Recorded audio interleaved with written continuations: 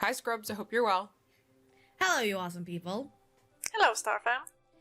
And it is our bonus episode, as we're going to most likely call it, because this, as we said before, we are going to do it every other month. But we do not want to forget about the episode where we sum up 2020.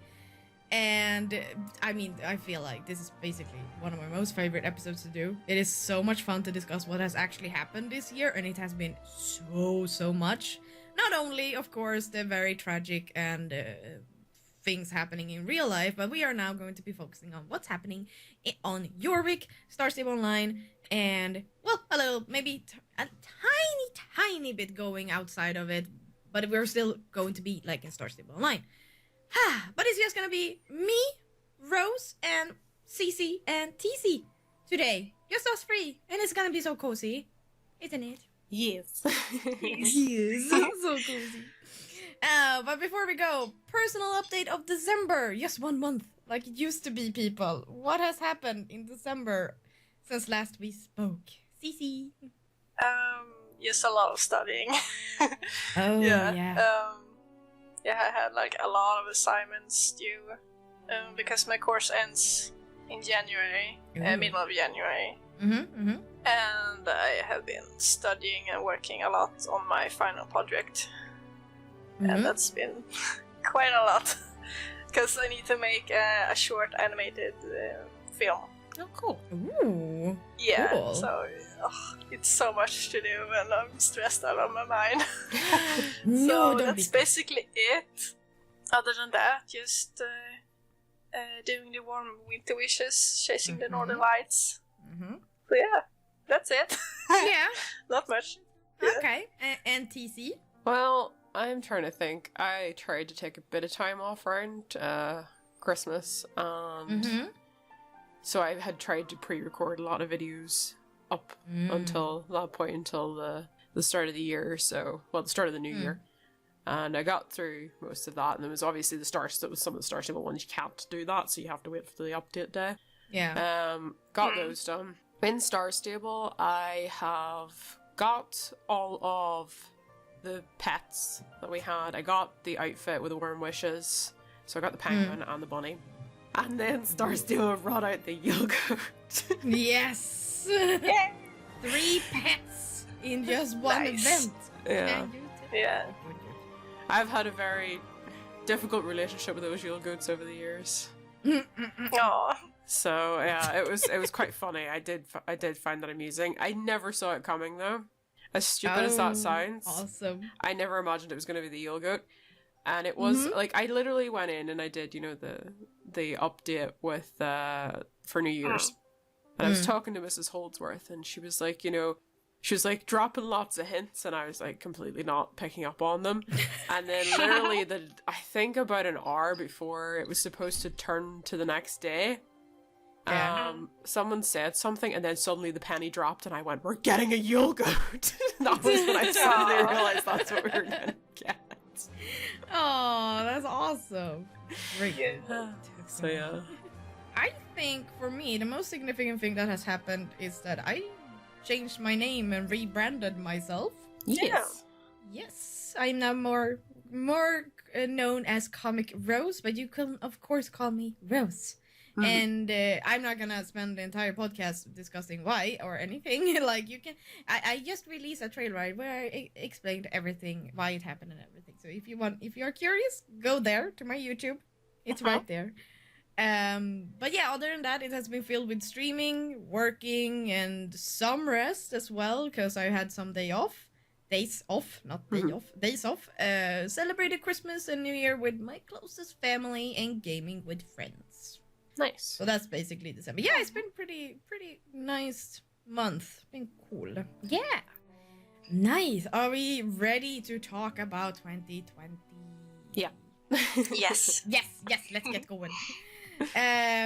Okay, let's start. How has the overall of updates felt like this year, Cici? It's kind of been like up and down, just like the year in itself. Because there were some updates that were like huge, like the the Soul Riding, the Catherine's Memories, Far's Workshop, stuff like that.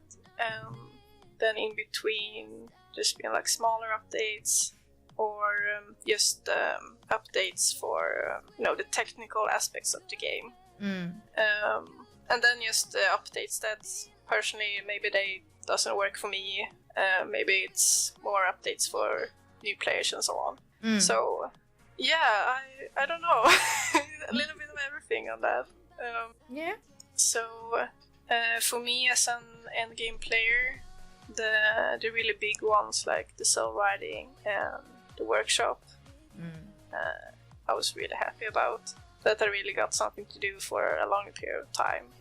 I have to agree. It has been some really good highlights. There hasn't really been an update that I can think of that has like nothing in that was not interesting. There was a lot of new things, a lot of new gear and area, and it's been overall like it kept the same sort of level of updates throughout the entire year that I can remember. I agree. What do you think, DC? Well, I went through each of the months and I was like, January and February were kind of meh. Like for me personally, like there was a couple of like there was the release of some more Irish Cob colors, for example. I think we got the knob strippers, in February. Yes. And I wasn't keen on them. We know why I wasn't keen on them. So I don't need to explain that. It started to pick up for me, I think, in March, and then April I thought was a very strong month, and I don't really have any complaints about May, but I thought the summer and the later months of this year have been really strong. So I would say it balances out for me. I think that there was, like, at the same time, I don't think there was any update that I was, like, completely... I don't think there was any update I hated. It was more a case of there was updates where I was, like, not bothered about, like, the H&M, for example. Show Jumping Race, that's just an example of something that just... I don't even, as I think I said, I think I did it once, got the jacket and left, and never went back to it. So, like, there's been something like that hasn't really interested me. But there was plenty of other stuff there in terms of new areas, new things to do, horses, and a couple of new sort of endgame stuff that I thought was pretty good. So overall, I think it works out. But I think the middle and the end of the year were the strongest.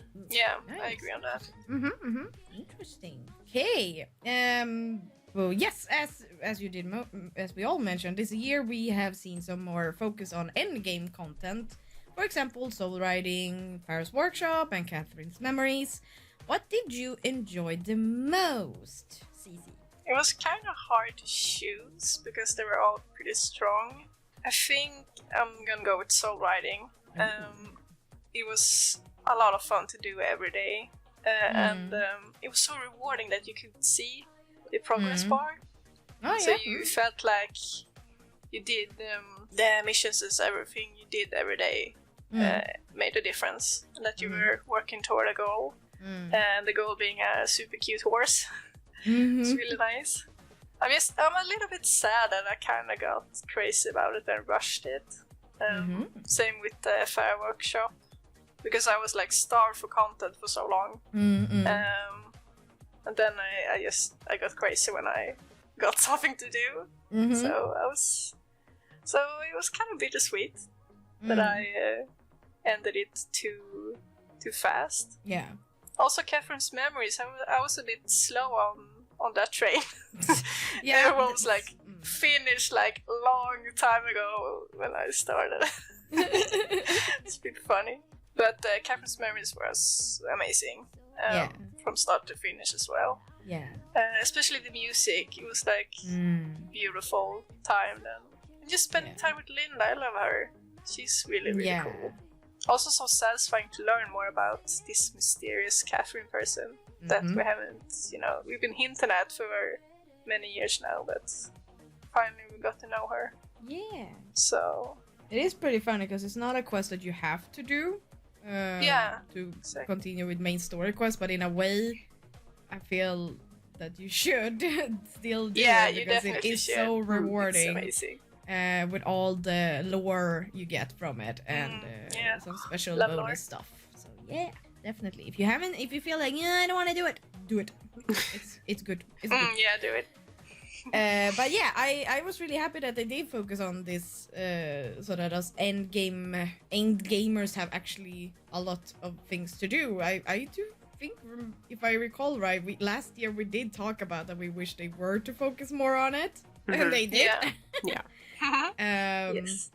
And I actually enjoyed Farah's workshop the most, more than soul riding. It was more relaxed, easy to do whenever you want it in your own pace. And I also really enjoyed that there was a crafting system involved. Because with soul riding, even though it was basically a new system, it was not really new. It was still doing a daily thingy, doing various instead of courses, you go and do limited times questing that were occasionally pretty difficult, but still it should be difficult. But so for me, no, I really enjoyed the Farah more, and I do hope we will see it expand more in the future with more stuff to craft. Like, I don't need to really build a reputation if they just added stuff that we could craft and we had to gather stuff for. Maybe even adding flowers that are even more harder to find. Maybe they only pop up on certain days on one certain location or something. Like those kind of special flowers would be really cool. So I hope they would like to. I hope they expand on that more. What do you think, TC? One that I can't really comment on too much, other than I did do the introductory stuff to it. I've not finished the actual collections of any of Catherine's memories. I've got to the point where I begin them, but I think I started something. I'm sorry. I take it back. It hurts my heart. Ouch. Okay, continue. Sorry. I keep like leaving them to start them because I want to like really sit down, and when I do them, just do them. But I kept like holding it off and I haven't started them, but I have got to the point where you begin with your very first collection. So I keep seeing them floating around. I'm like, I'm not touching it yet. I'm gonna do it whenever I want to do it. So it's not that I'm like, oh, I don't want to do it. It's just a case of I'm going to do it whenever I feel like I can like give the time to really focus on it. Now when it comes to soul riding, near the end of soul riding I got really fed up, actually. I unfortunately started it like everybody else and then just suddenly stopped. And then I didn't do it for like 3 months. And then I started doing it again, and then I would stop. And then I started doing it again, and then I would stop. And it kind of went on like that, and then I was on the very like last 20,000 points or so. And I was really fed up by that point. It was just kind of like, once I actually got the horse, I was already over it. And I didn't really want to spend the time to train it. Now, having said that, like, the North Swedish is not one of the horses that I ever went and bought. The only two North Swedish models I actually have is the Texas Bluebell. And isn't the Brunnicle the North Swedish? Yes. Yeah, the Brunnicle. Yeah. And then obviously Rune Runner. Those are the only ones that I have that are of the North Swedish model. Now, Rune Runner itself, when it came out, I thought was really, really cool. But I think by the time it came out, and not by the time it came out, by the time I got it, the hype was over. No, okay. A long time ago. And I was just exhausted from doing solo riding. So I was like, that is okay, true. I've got the horse now. It's all good. Yeah. In a way, I can agree with you, because I took my time with it. I was not gonna stress. I was like, it's okay. I'll do it. And then now I finally have the horse, and believe you me, it's still level 2. Because I have other horses to level, and for some reason I'm like, you're pretty, but I have Jorvik Wilds and Frisians and other horses to train. Yeah. I will admit that I, for a very, very long time, had not used star coins to train a horse. Rune Runner was trained with star coins. It's... Now, to be fair, I think I had about 6 other horses to train at the time, and I only got it up to level 14, because I always like to finish a horse. And I don't think I'd done that since my Shire and my pony. But why do we stress with leveling horses? I don't get it. Well, it's more a case of when I have too many to work on, I start to get a bit stressed. If I have one to do, I'm like, that's fine, because I get stressed when I don't have anything to level. So there has to be a nice balance. But no, I by the time I got Rune Runner and I had a bunch of other horses to train, I thought, I've spent that much time getting you, I now don't want to put the effort in to train you. That was just kind of how I felt at that moment. So I probably could have left it in my stable until I felt like doing it. But I just decided, no, I will get you. I think I got it like a couple of levels, maybe like level 6 or 7 or something like that. And then just ball the rest up until level 14. So I still have to finish the horse. It's not fully trained. But in the past, whenever I think I used Dark Coins to either finish my pony or my Shire, I had them on the very last level and I just got fed up because they're being difficult. And I was like, right, that'll do. So I hadn't done that for years. And then I just did it with that horse because I was just like, I've had enough. I also think it could have been just how I was feeling at the time because I had a bunch of them and I did it for a few of them, not a lot, but just a few of them. I boosted them up a couple of levels to help me. Because I thought, I feel overwhelmed, there's too many right now. But Rune Runner was one that I knew that I was either going to take it the whole way to 15 or take it to 14 with the Star Coins, just because I was just like, I'm tired with this. Yes. But I do have to say, like, there are positives to soul writing. I loved the XP. I did enjoy some of the tasks. There's just a few that irk me. And I think we all know, it's those draconium stones. Oh, I hate them. God. I hate those with a burning passion. So I did not do them. If they were on the list, I was like, nah, I'm gonna do it tomorrow then. See, I have to do them because I'm a completionist, so I'm like, I have to do them. They are what I have to do today. But I used to get so angry. And then when I would have to chase the horse that was infected, sometimes that, depending on the location, you see, if it was like an open location, it was fine. But if it was one of those locations that had lots of objects, I used to get so cross because I would run into trees, it would go through things, it would go up hills I couldn't go up, and I just would lose my temper. So, like, there are positives. Yeah, there are positives to soul writing. I enjoyed soul writing a lot for actually a lot of the lore. So I don't want to be like, oh, I hated soul writing, because I didn't hate soul writing. It was just nearer the end, I kind of got fed up because I was like, I am so tired. Can I just have this horse though? Yeah. That's true. But no, for the XP, for the lore and stuff like that, I really did enjoy it. I just think it needs a couple of tweaks. Possibly. Because I feel like with the amount of effort you put in for that horse, I feel like I would have appreciated it being maybe level 10.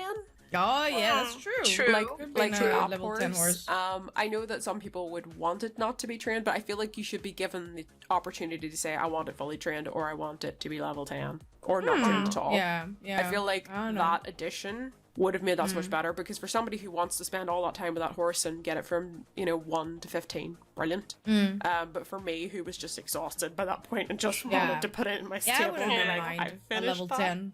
That's where I was right there at that time. But as I said, it also was partially I just had too many horses to train and wasn't interested. Far's workshop I really enjoyed. I agree with you. Yeah. I haven't actually gone back and made all of the fancy stuff that we can, but I did it. I haven't done them all. Yeah, I did it every day until I got the max what I needed. And got the oil and everything. And now, if I'm just running around and I see stuff, I will pick up the stuff, because I'm like, this is chill. I can kind of do it when I want, and eventually, just naturally through gameplay, I'll get to collect enough flowers and plants and things like that I can go back and then make all that stuff. So I feel really unstressed by it, and I love it. Yeah. It's really nice. So it's just an easy. It's just an easy way for them to just, or easy, I'm not sure how easy that actually is, but it's a good way to just add, instead of adding sets, like they've done now, like the Frozen outfit and the New Year outfit, like in the future, instead of just giving us the outfit to go and buy, at least next year at one point, add stuff to Farah's workshop for us to craft it. Yeah. Would be really enjoyable. Yeah, it's more fun to it. Maybe once a year now from now on, just add stuff for us to do in Farah's workshop. Like, I would love it. Because actually, when you think about it, like in the past, if you kept stuff from previous years, like previous crystals or previous Christmas wishes, you could use them. Whereas now they're changing it up that every time it's a new one, you're like, oh, so I've just stopped now over collecting. Because I'm like, you're not going to let me use them next year, so I'm not doing it. Yeah, that's true. Yeah, that is very true. Yeah. I have a lot of clubmates that are like still collecting after they have gotten the set, so they can get like multiple rewards. They can sell them for shillings. Which I think, like, that's pretty smart. I used to be one of these people who was like, I'm going to keep going, so I have loads for next year. And now I'm like, you've ruined this for me, I can't do it now. So, yeah, I just stop. Now I get to the point where I'm like, right, I've got all the rewards, we're done. Yeah. Yeah. But you can get the XP. You can get XP from Warm Wishes. Well, the XP is 125. You see, if it was 250. It's something. If it was 250. Do you know what the thing that put me off about the XP this year on the Christmas stuff? It's the 5 wishes that you need for one thingy reward, and that doesn't work in my opinion, because I'm like, you should have something that's at least you can use for one more wish if you so desire. Oh yeah, so you don't have that one just laying there. Yeah. Oh yeah, so that's true. I desperately wish that in future, if they do that they give the XP for the one reward, even if it is still 125. Because then, if I want to make the decision to cash in the last maybe 3 wishes or whatever that I have, I can just keep doing that repeatedly. Yeah. True. Or get Jorvik shillings or whatever they're something. Yeah, something. Yeah. I get it. Okay, nice. Are we feeling done with the end game stuff? Yeah. Sorry. No, it's fine. I was like, oh Jesus, there are actually a lot more to talk about than I thought of. I guess it is because these stuff came pretty early this year, that by the time now we have finished basically all of them. If you have been like TC, a completionist. If not, it's fine. Don't stress. You do not have to stress. Yes, don't be like TC. No, I wish I don't be like me. Stress. Sorry. Yeah. Kind of regretted that I stressed so much with Farah's workshop and the soul writing. Yeah. Well, I didn't. I was just caught up in the hype train. Yeah. It was going too fast. I missed the hype train. It drove off into the distance, and I was like, "Wait for me!" And then I gave up. Catch the next train, they said. Yeah. Okay, the talk of the year is probably that we got a new area. I mean, come on, we had to wait like 3 years, right? Was it 3 years since last time? Yeah, 3 years, and now Wildwoods happened. Even though we only have seen a part of it so far, it is filled with wonderful details. What did you think of the new area, Cece? Oh, I mean, it's stunning. It's just gorgeous, and it feels not only new, but new in a new way. Because it has like a different feeling from the rest of the areas. Because this really feels like a forest that has been, really untouched for a long time, and it feels more, wild in that way. Also, that it makes you feel small because the trees are huge, and I love that. And just the atmosphere when you're there is just so relaxing. It just, it really feels like you're out in the woods. And it's really like an escape from, the city life, so to speak. And it really just feels like a really lush forest. Yeah. And that's kind of what many of us players have been wishing for a long time, especially since the other forests, like poor old Hollowwoods. Oh my goodness. My heart breaks.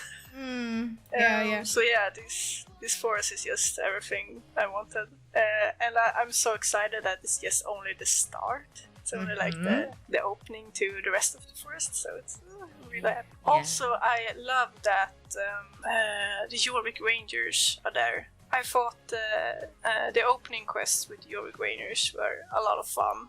The Rangers are so different, but yet they do have like a really cool dynamic between themselves. They kind of match, but not, and I think that's really cool. They're really nice. So yeah, the quest to get to Wildwoods and open it up was really nice. It's really exciting. Also, I really love that we can have our home stable there in Redwood Point. Yeah. It's such a cozy home stable. Like just a little like cottage in the woods, and then you have like a really beautiful pasture just outside the stable. It's really, really nice. You can just role play away. But yeah. I just love it, Wildwoods. It's nice. Yeah. I have been talking for years that I would love to have like a real forest area with lots of trees, rivers, trails, and so on. And I thought an update of Hollow Woods would give me this, but instead it was Wildwoods.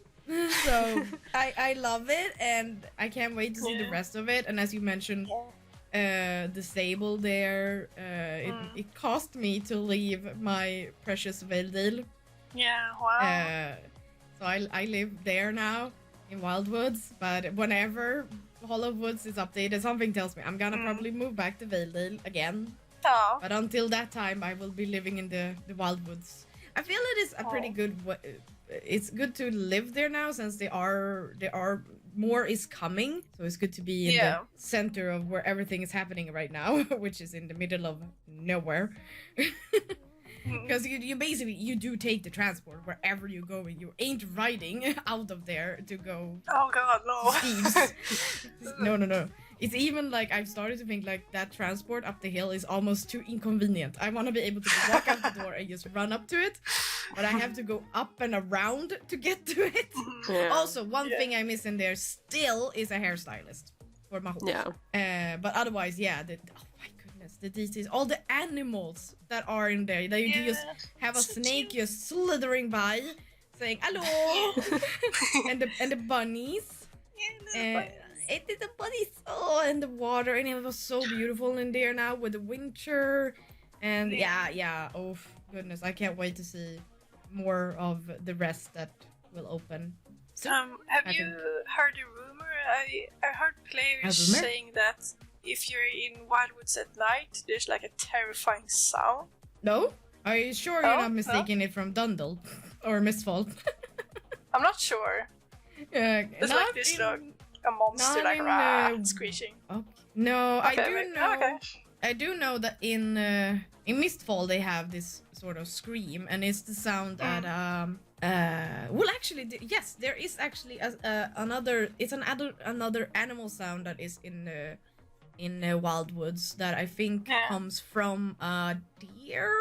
I think it's an elk, isn't it? Or an elk, yeah. Oh, elk right, moose, one of those animals that you never thought would make that sound, but they do. Yeah, they're kind of like terrifying if you don't know what it is.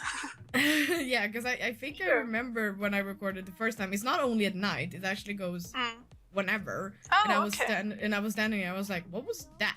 And then I go like, oh, it's probably an animal, and moving on. And it's basically I haven't the heard same. it yet, but... Oh, okay. Weird. Because it's basically the same as in Mistfall, because there you hear like this squealing sound. Okay. Everyone says it's like someone is screaming. I think that is also from like a elk. I think those makes. Yeah, I think it is, because I think somebody found a similar sound somewhere. I think somebody shared it a long time ago. Yeah, I love it, and I can't like. It was amazing. It is in that area. I still can't like. What is it called? Locate myself, or like it's hard to navigate myself in there. Yeah. When I think I'm at one point of the map, I'm already on the other side.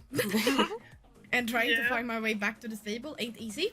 But so I imagine when it gets bigger. Yeah. But yeah, it's gonna be cool. What do you think, TC? I agree with what you have said about it, because it like all other woods that we've had don't make you feel insignificant, but it does, but in a positive way.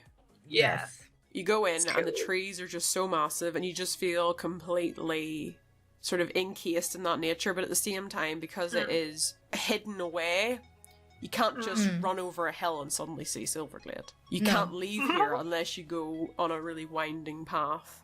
Yeah. It has a completely different feel to like the Hollow Woods, which is very open. You know? True. Yeah. Okay, you do have sort of the mountains on one side, but it's not the same as with that area where you really cannot go anywhere unless you follow that winding path. And I think they really did achieve something that is very much like those big giant redwoods that you have over in America, I think. I think that is why that area really sort of hits so well on that. Makes you feel like you're just in the middle of nowhere. I don't think it would have worked had the area been very, very open. You know, and you could just run over and be in Dundle. You know, I don't think it would have had the same effect. So I think the design of it's very well done like that. I love the music. Oh yeah. Oh yeah. I like the style of it. I like the fact that there's animals, as I said to you before. The only thing that's missing for me is like larger animals running around. You know, like herds of deer. The area is and so things like that. small, but I hope that maybe when they open up more, that they will maybe let a deer out or something, or you can see a moose. So overall, very nice area. I don't really think there's anything other than that I'm missing. I'm looking forward to seeing the rest of it. Yeah, I also realize now that I like that it is so light. Like, we really enjoyed Mistfall, but in Mistfall it feels pretty dark. Yeah. Yeah. So that's why I really enjoy Wildwoods. It's the light. Even though it is such a big forest that it's almost like, in a way, that in some points it could be that the trees cover the sun so much, so it should be dark. But yet it's still pretty light in there, and it's like a magical feeling. Magic, yes. Another thing that was pretty new this year is that this summer Star Stable did a huge campaign focusing on Western. Starshine Ranch appeared after Further was updated, and new Western focused races, new Western gear, and updated American Quarter Horse. Did you like that concept? If not, what would you have liked to see instead, Cece? I thought it was really interesting to see like a theme campaign like this. And I thought it was a lot of fun. But you got a theme and then you could like, oh, what could the next thing in this theme be? And also, it seemed like the Star Stable team themselves thought it was really fun to do. So that kind of, you know, sparked the enthusiasm as a player for that as well. So yeah, I would really like to see more campaigns in the future.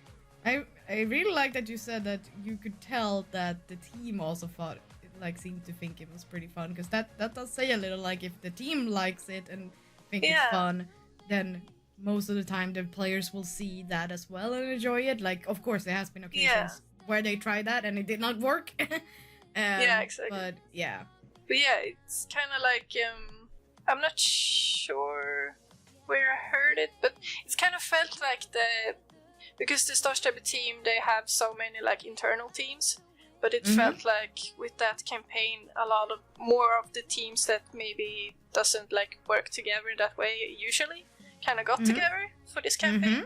So it kind of felt like more of you know, a more fun new work way for them as well. But I thought about it, and I kind of come up with like an idea for a campaign. Ooh. So I would love to see like a heavy horse themed campaign. Ooh. Because I love draft horses and heavy horses. They're like my passion. So maybe in that campaign there could be like a release of a really wished for horse breed, maybe like Percheron, or maybe like special attack, maybe like farming quests, like Barney maybe can get a workhorse and you need to help him with that, you know, help him farm. Like a Silverglade area, yeah. Yeah, or maybe Ricky can join and be like, oh, these horses are so strong, I need to know the secrets, I need to work out. Or maybe, or maybe like a strong horse competition or something like that, or like a heavy horse championship. That would be really fun and really focus on farming and how horses has been like a really big part of that, really. Even still today. Yeah, exactly.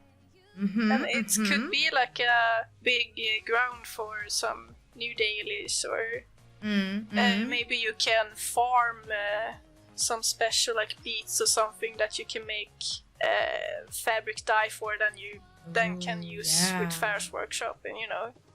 Ooh, I like it. Yeah. Okay. Yes, I do agree. But yeah, I do agree with you that it was really fun, this Western campaign. And what I really like is that it gave the updates a more cohesive. Cohesive? Cohesive? Yes, I wrote coherent because that was what I was googling. Oh. But cohesive feel is also a good word. It did give the entire summer, the entire summer I was dressed in Western clothes, which basically never happens before. Yeah, you really got into the Western feel. Everything was Western. You got the horse, you got the gear, and the Starshine Ranch and everything. So it even flipped the players, like the English writer players, to be like, oh, Western, let's go all Western. And I really enjoyed how they went all in with the gear, and even updating cowboy hats, the boots and clothes. Like they went all in updating everything. So I really enjoy it. New dancing moves. We can dance like cowboys.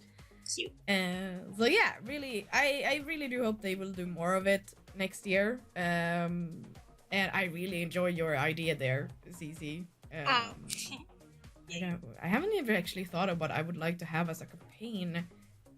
Well, and like it's hard to think of something that can stretch over that many months as it did, but like a campaign for like maybe a month. Or maybe 3, like whenever they update the Icelandic horses. Ooh, that would be cool. Yeah, have a more focus, like doing Icelandic tack. Yeah, or like gated. Yeah. Yeah, and maybe another new race for gated horses. Yeah, like having more details around. Like I'm not saying they should do this for every new released horse, but for the horses that has that history and significant, where there are a lot to teach and do. Yes, please do it. So yeah, I would really enjoy it. But yeah, I think yours is definitely something that can stretch over a month and a half, maybe, with the farming. Would be really cool. So yeah, I really do hope we will see more of this next year as well. GC, what did you think of the Western? I think it was probably about time that we got it. The game's always been very classically orientated. Most of the races are. There hasn't been a massive balance. That helped, I think, to shift it a little bit and bring more Western-focused races. I do think, though, there's 2 races that sometimes against the NPCs. If you go against Josh, it's rigged. Yeah. Josh is a cheat. No, okay. If you make any mistake, you failed that NPC race. And there's not a chance. It's supposed to be hard. Well, it is. Honestly. Isn't he like the champion? Yeah. He's the Western champion. Yeah. I have never lost against them. I'm like, what is going on? Well, I've got my butt kicked by Josh quite a few times. Yeah. Okay. And then I swear that they made the Buttergood guy faster as well. I swear they have. The Bobcat girl's not a problem. But no. Yeah. No, the other one, they can be a problem sometimes. They are rigged. They're rigged the system. They're cheats. They're cheaters. Those are the real cheaters, people. And then NPCs.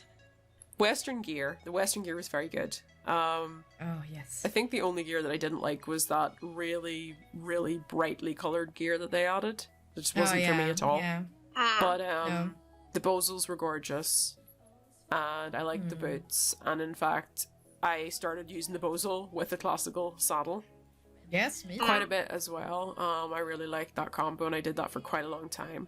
The American Quarter Horse is just phenomenal. Really. Yeah. So, like, they really added to that. I think if it had come out without the quarter horses, it would have kind of been lacking. But no, they did bring them in, and they were really, really good. So overall, I liked the concept. There was certain weeks where I thought maybe we could have something a little bit more, because I know they were spacing it out, but there was times where I was kind of like, maybe I would have added something slightly different, possibly.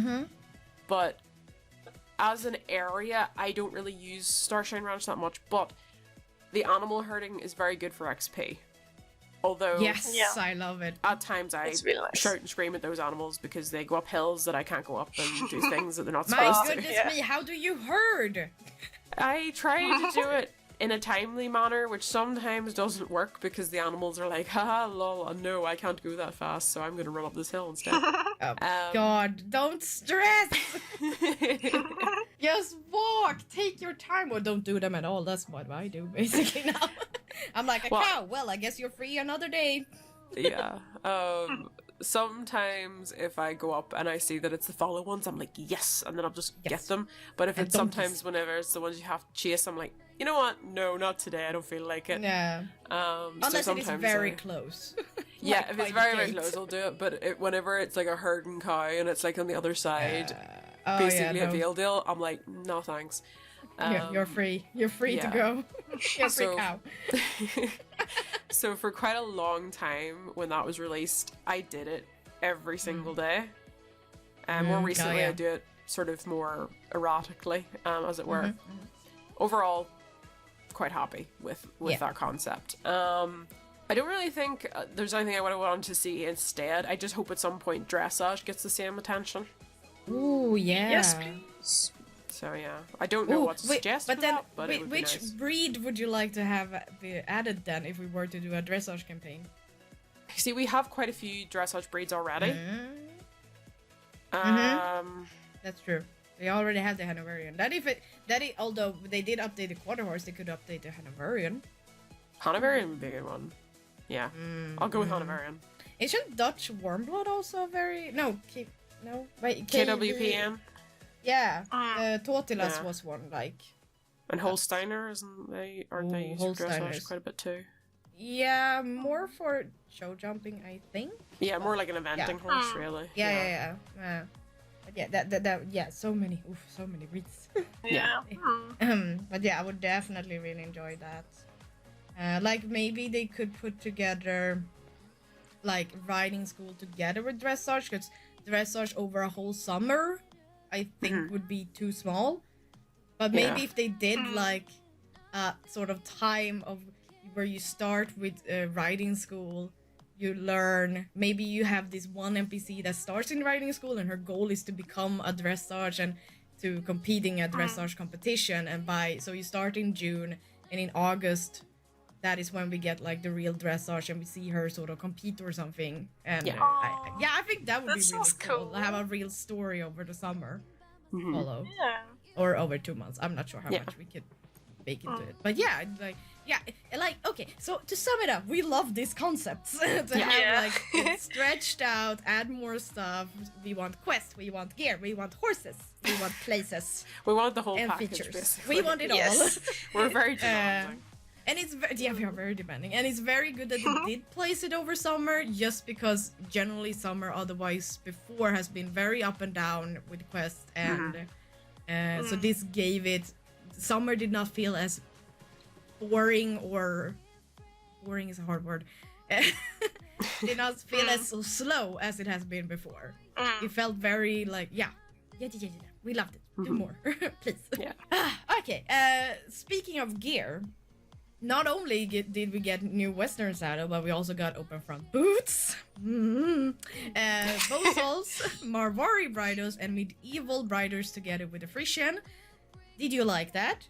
What more would you like to see in 2021, Cece? Well, yeah, I really loved it, especially since, tack is really different depending on horse breeds and from where in the world you are.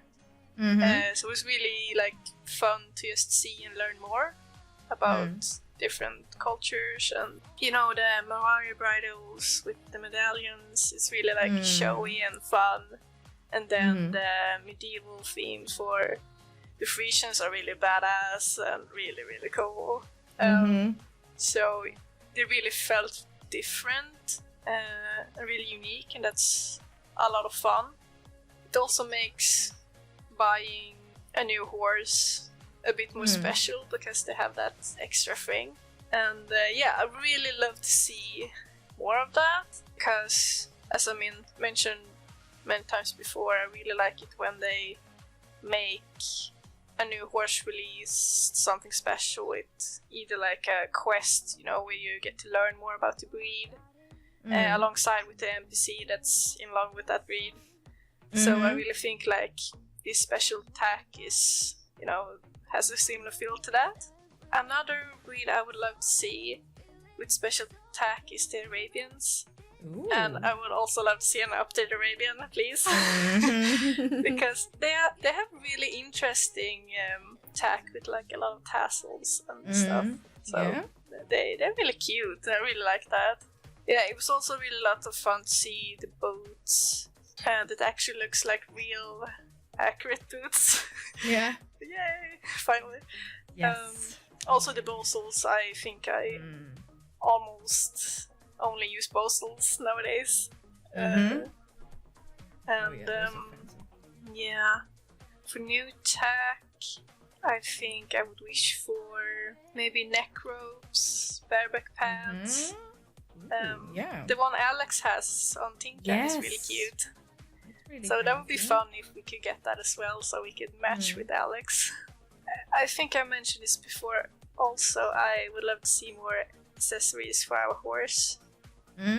So we can dress them up with maybe like have a Santa hat or a witch hat or bunny ears or something like that. So we can dress up our horse alongside the holidays. That would be really cute. Bunny ears. Okay. But yeah, of course, I loved it as well. I have always wanted more variety in our gear, and this year it has shown that it is possible because we got in so much. I think we need to, like, there has been so much, but there has also been a few that is right now locked to one breed, and I do know, like, the medieval bridles, a lot of people like to use them on other horses, and believe you me, so do I. But we have to be patient because it takes so long to make them accessible for at least all Gen 3 horses. And I think that is something that they will work towards, but since they wanted this for the Frisian, they did not have the time to do it for all Gen 3 horses. Something I did remember, we also got halter this year, and even though I love it, I have not used them as much as I thought I would, and I think it is because we can't see the lead rope.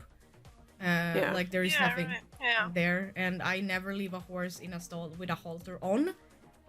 For me, it's like when it's closed, they don't need a halter; it's closed. So they are just like I'm buying all the halters that come because they're pretty fancy and nice, but that's it. Then I put them in the closet, and they are there now. So I hope they were to maybe add a lead rope to use for some. I know it might be difficult, but I hope they do. And what I would like to see is for them to add breastplate. Now that we have seen them, Marbury have the collar on. I cannot see why we do not have breastplates or martingales. Okay, martingale could probably be more difficult due to the rains and all, but a breastplate, please! I want a breastplate.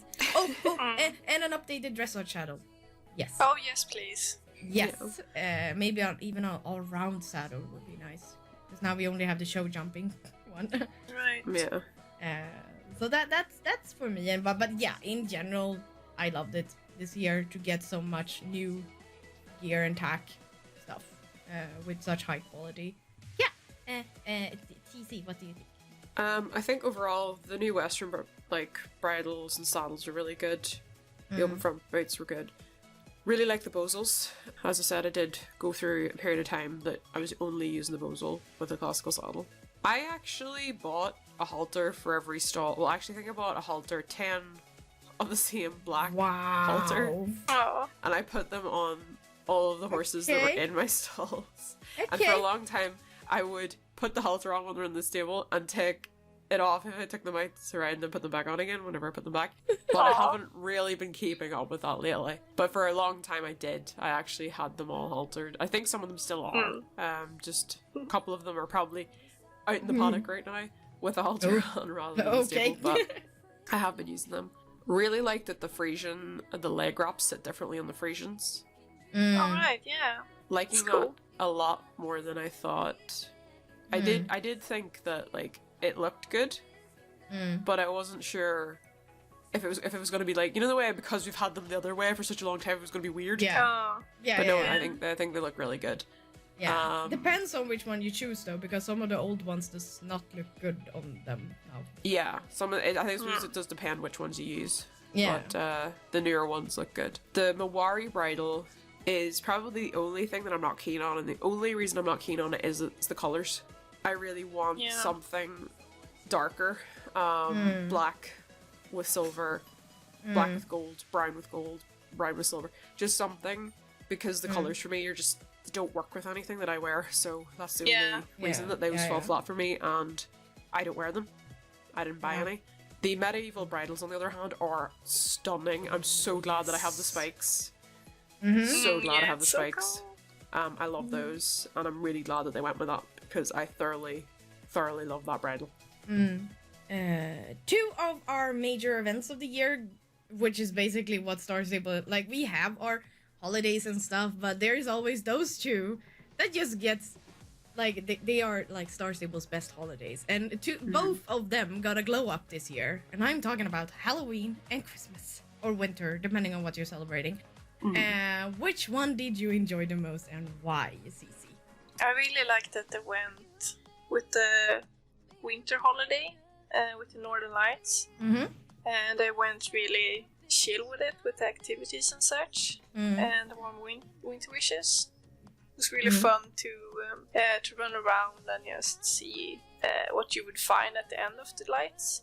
And some of the activities were just really cute, with petting cute animals and such. So for me it was really nice to have that really chill activity for the winter, because I usually done them while I took a break from studies. But my favorite was Halloween. Oh my god! Plot twist! I don't know, because I think Halloween is closer to my heart with the Star Stable in particular, because it was the first holiday I celebrated in game when I first started playing. Though I think I started playing right around Star Stable's first birthday, but I was a newbie back then, so I just didn't realize we were celebrating something. But Halloween was the first, so it's been special for me since then. Also, the Halloween update this year, it was massive. It was so cool. And we got to see Idris. He's a fun character. Yeah. My favorite with Halloween was the Haunted Trail ride. Oh yeah. It was really cool, and I lost count on how many times I rode it. And I also loved the Halloween set, the carnival theme, lots of purple. Also, it was like super fancy, like almost like too fancy, fabulous, which like it was really nice. Really felt like a Idris touch to it, like almost like too much. And I thought it was fun that they had a little quest line there with Idris and Galton Thompson. Yeah, it was a cute touch.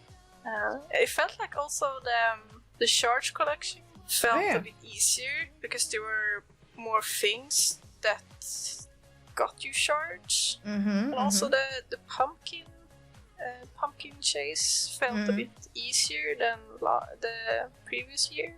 Yeah, I agree. So overall, I think Halloween was just also because there was a lot of hype, and also a lot of hype from the Star Stable theme. They were like, "Oh, this is gonna be nice." They were like so happy about it, so it really made the celebration more fun. Also, I don't celebrate Halloween in real life, because it's not really a thing in Sweden. Yeah. No.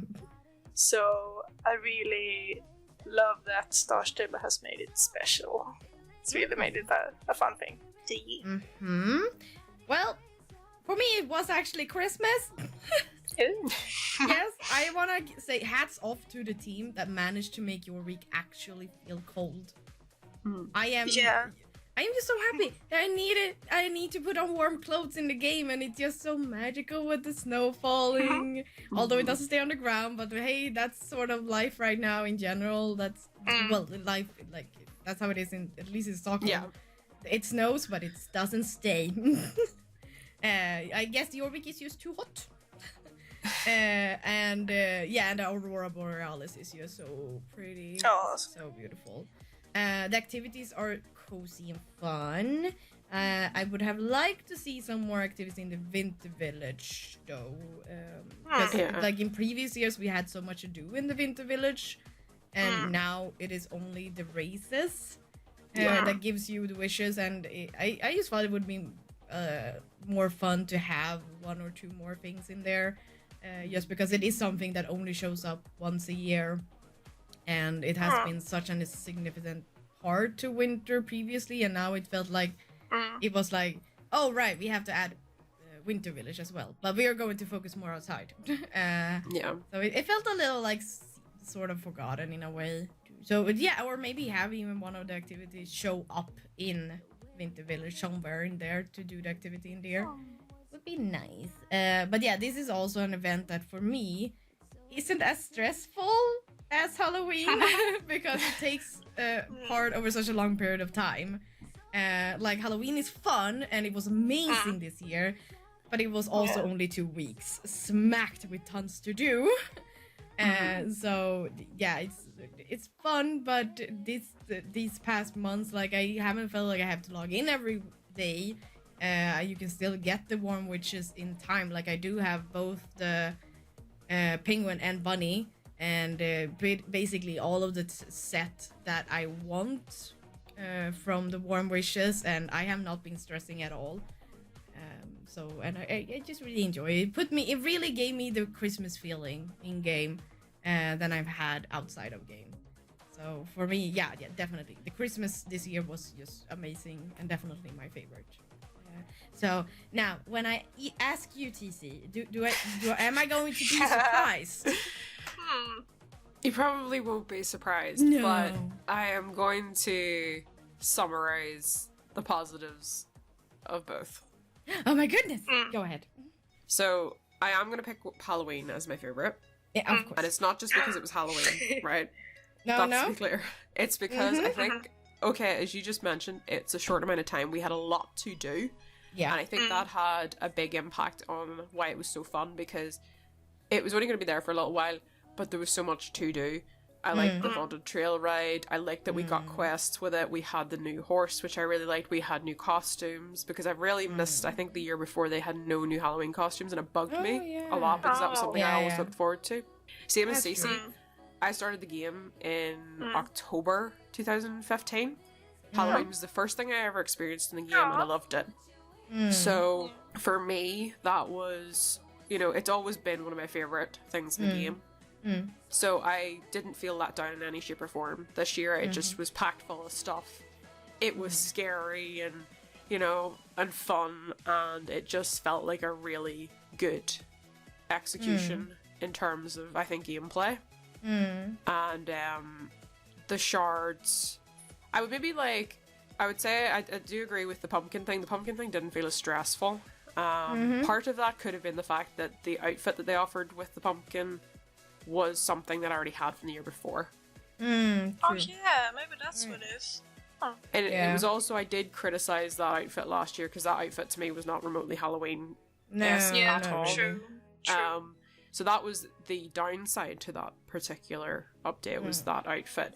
But the outfit that we got in the keep was, nice. I liked that. So overall, really liked Halloween. Now, when you come to the Christmas part of it, I agree with you about the Winter Village. I feel like the Winter Village just feels a little bit forgotten about. And it focused more outside on making it. And I feel like last year when we had the Yule Goats and we had those areas that were really cold and the snow was falling and it was dark and it was misty, that's what they applied to the entirety of Jorvik, and I think it really worked to really make it feel cold and wintry in the game. I think it had exactly that desired effect, and I did think they did that really well. So it brought snow to Jorvik without actually bringing snow to Jorvik. I love it. But for the first year ever, I think I didn't scream at Yule Goats. That has been a tradition for many a year. I don't know if I'm happy or upset about it. But we had 2 new pets, 2 brand new walking pets. Well, actually, technically 3 brand new walking pets that we've never had before, and all of them were obtainable for free. So I think that was brilliant. I like the new concept with the gifts around the tree and being able to collect them in game. I really like that aspect of it. Although there were times where there was food.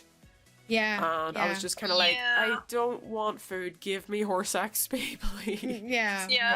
True. Yeah, rather horse XP than food, I would say. Because food doesn't really have a point right now in the game. Yeah. Except for maybe cute pictures. That's about it. You don't really feed the horses anyway. I felt like the gifts under the tree itself were a little bit lacking in certain places because of that. I liked getting shillings. I liked getting XP. But the food I was just...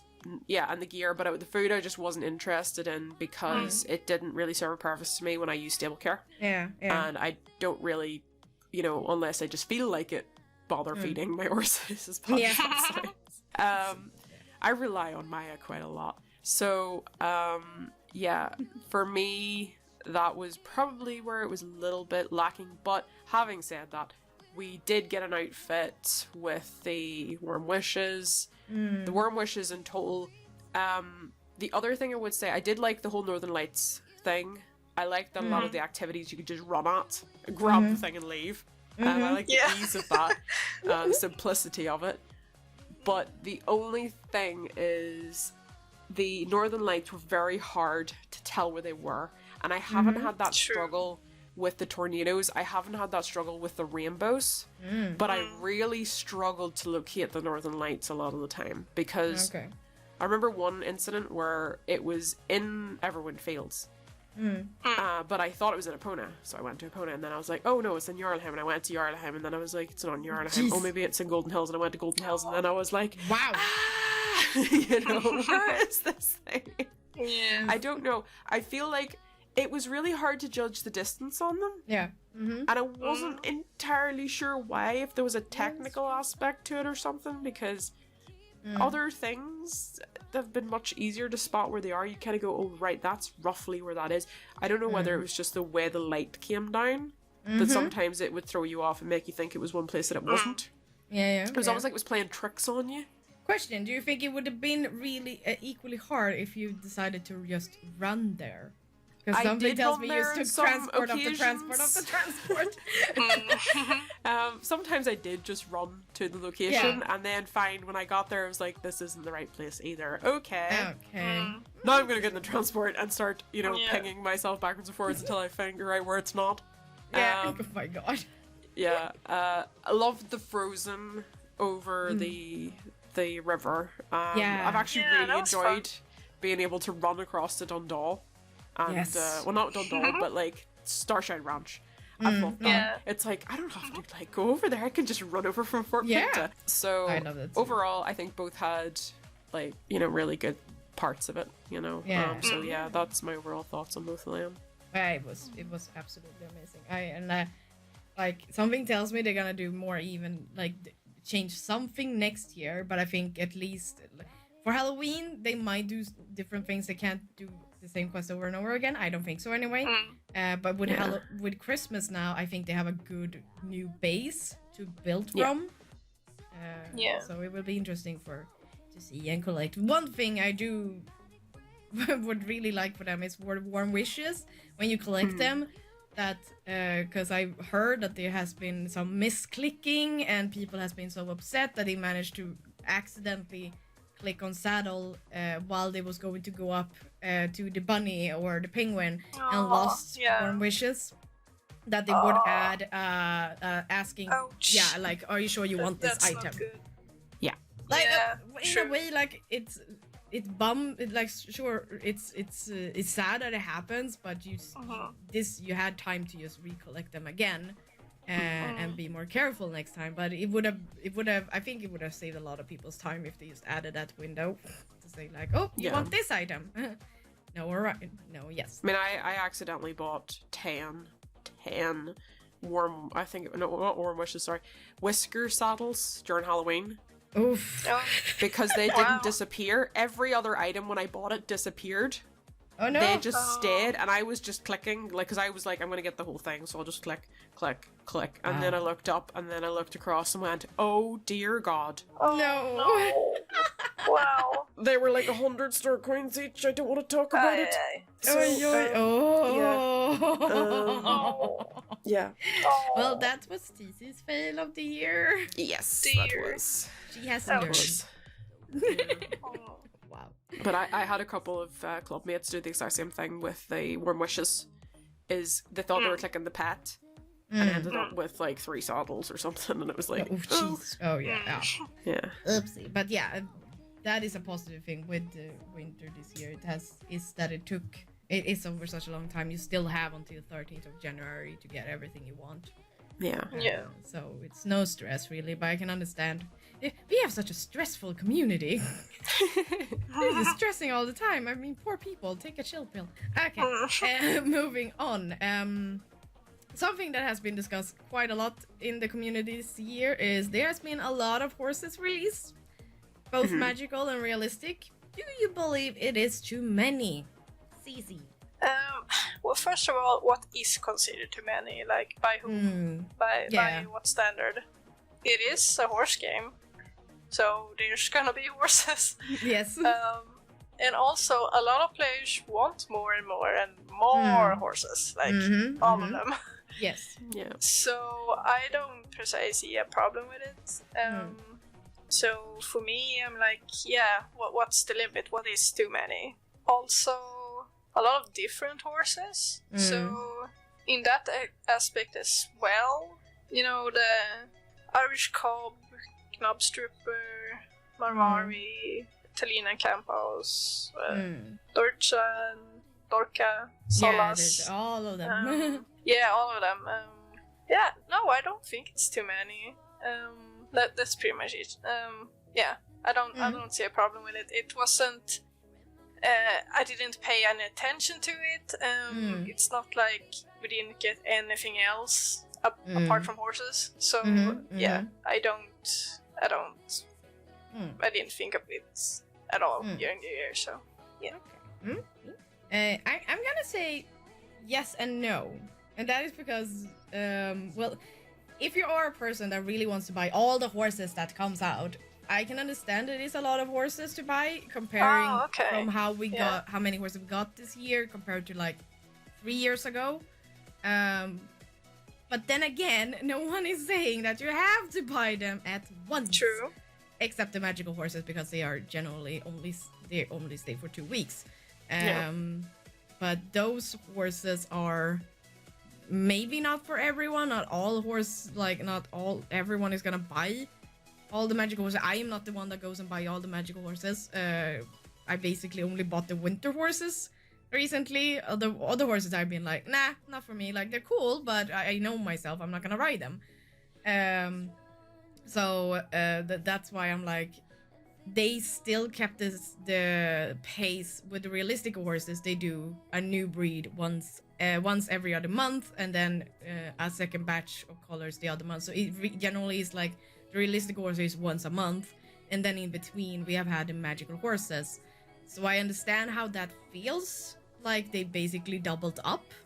But yeah, like it's really up to you and how much money you have, and in general all the magical horses will most likely return at some point, so you can buy them at another time if you can't buy them for those 2 weeks they are in the game. And all the realistic horses that are being placed in the game now are permanent, like the Jorvik Wild.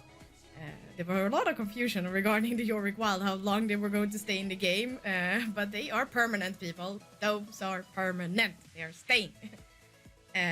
So yeah. So I'm gonna say, in a way, I can understand. I'm saying no, but in the same, I'm saying yes, because I can understand how it can feel like it is too many, because there has been a lot of new horses being released this year. If you are someone that needs to buy all of them. What do you think, TC? In the same kind of way, it's kind of a yes and a no for me, because I know plenty of people like collecting everything, and if I was one of those people, I would cry inside. Yeah. Because it would just be too much. Yeah.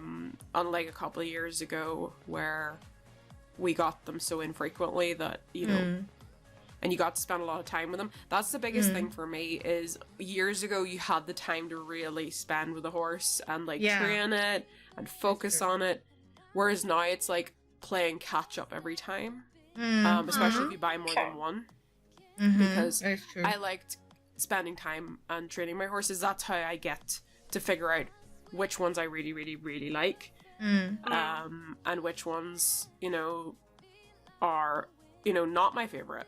And that has been lost to me quite a bit, because I don't really get to spend that time anymore, because it's always like, I literally feel like, oh, there's another one coming out. There was, I think, at one point this year, I remember we had magical horses, and then literally 2 weeks later we had realistic ones, I think, came out. If I remember correctly. That was just too much in too short space of a time. 2 weeks to me just did not feel like enough time at all. Where I am definitely going to say yes is actually the magical horses. There's a lot of magical horses. To me, there's too many now. I mean, the magical horses to me were always really exciting because they just were really infrequent. That's what hyped them up for me. Now I'm kind of like, oh, another magical horse.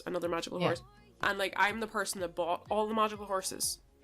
Like, other than the really, really, really far back originals, the pony ones, I only have one of them, but I had all of the Shire varieties. All of them.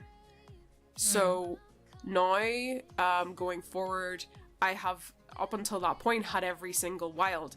But where it stopped, actually, was Dorka and Solus. If Solus is the pink one, I did not buy it, and I did not buy the seagull. I was just like, no. That was not my cup of tea because it was so saturated as a pink. Whereas if you think back to one of the Lusitano ones that we had, that was just that cherry blossom tree, that was just nice in that regard. I preferred that much more, but I just was kind of like, whenever it came out, I was like, this is another pair of magical horses. And I thought, I don't really know if I'm either going to get either one, and in the end I settled with just Dorka and the Blue Owl. And I thought, as much as I like collecting every single magical horse, this is going to be the first time I'm going to say no. So I walked away from that horse. So in the regards to magical horses, yes, I think there's too many. I do. As somebody who loves magical horses, it's just been very overwhelming. I have to say though, like, there's been a lot of very, very good magical horses, so this is it's why it's difficult to say yes and no to this, because I like what I'm getting, but it's just too much, and that is kind of the problem that I have, is I don't get to spend that time with these horses that I used to with in the past, and I just don't get to bond with those horses the same way. As daft as that sounds. So for me, it's difficult. It is difficult. I would like horses less frequently, personally. Just personally. But I know plenty of people want more all the time. So I think people do have to remember, though, you don't have to get it. Sometimes we can all get wrapped up in, oh, I need this because, you know, I need this. We don't really.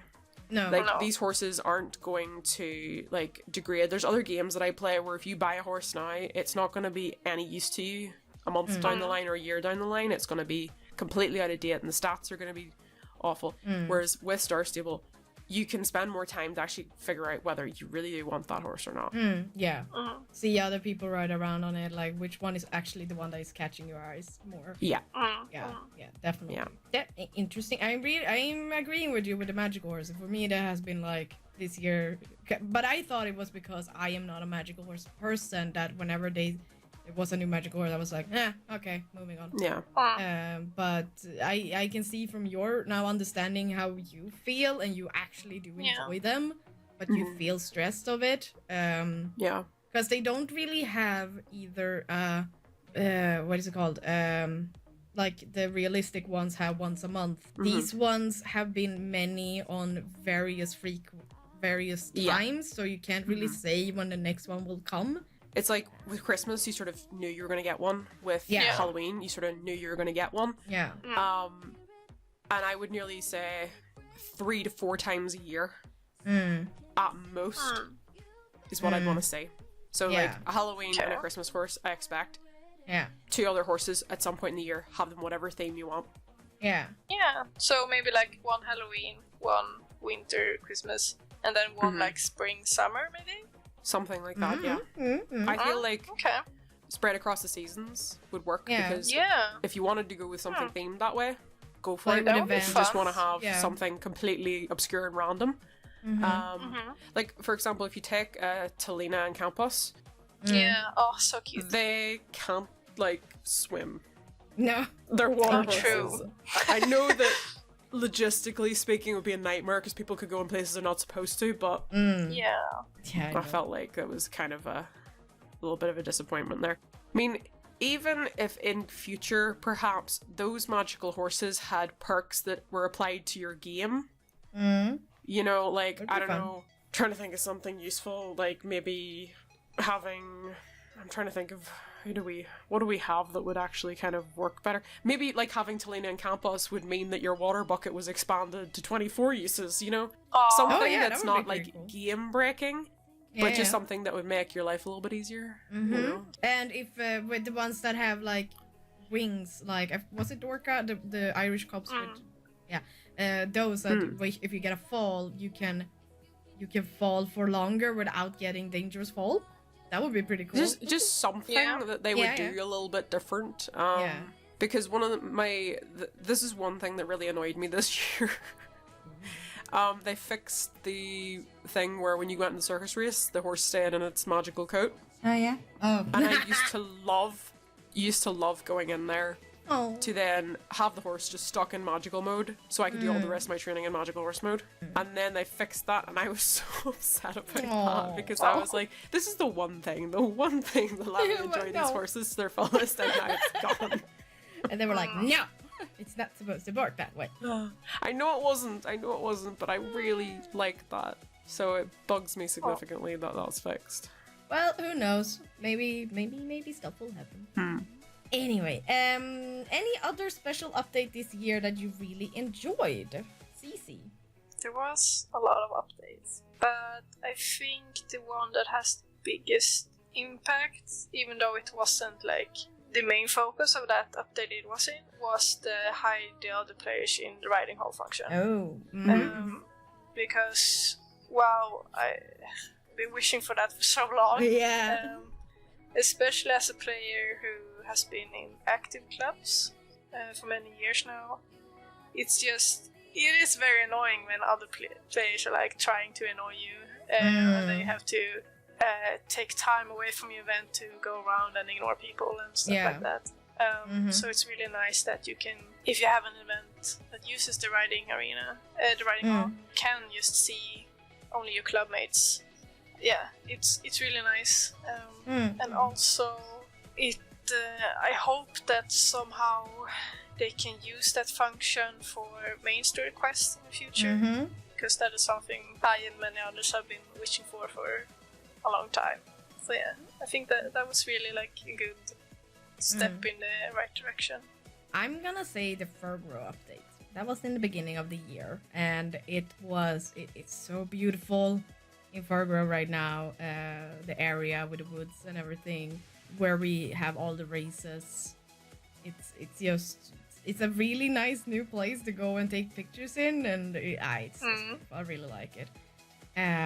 Sort of got a bit like that update did, since it was so early, and then we got Wildwoods. I have forgotten that it happened this year. So when I saw your list, I was like, oh, geez, it was updated this year. Oh, goodness. But it's so pretty. And an honorable mention is the riding arena feature where we can hide players. And I do want to mention that is a Friday passion project. So it was someone who thought like, people are saying that players will like this. I can see what I can do. So yeah, bring another one. Bring that person a cake. Yes, that person needs a cake. A word to that person. Thank you. Yes. What do you think, TC? Which one did you really enjoy? I think Cece's comments about the riding arena was really good. I think that was a good one.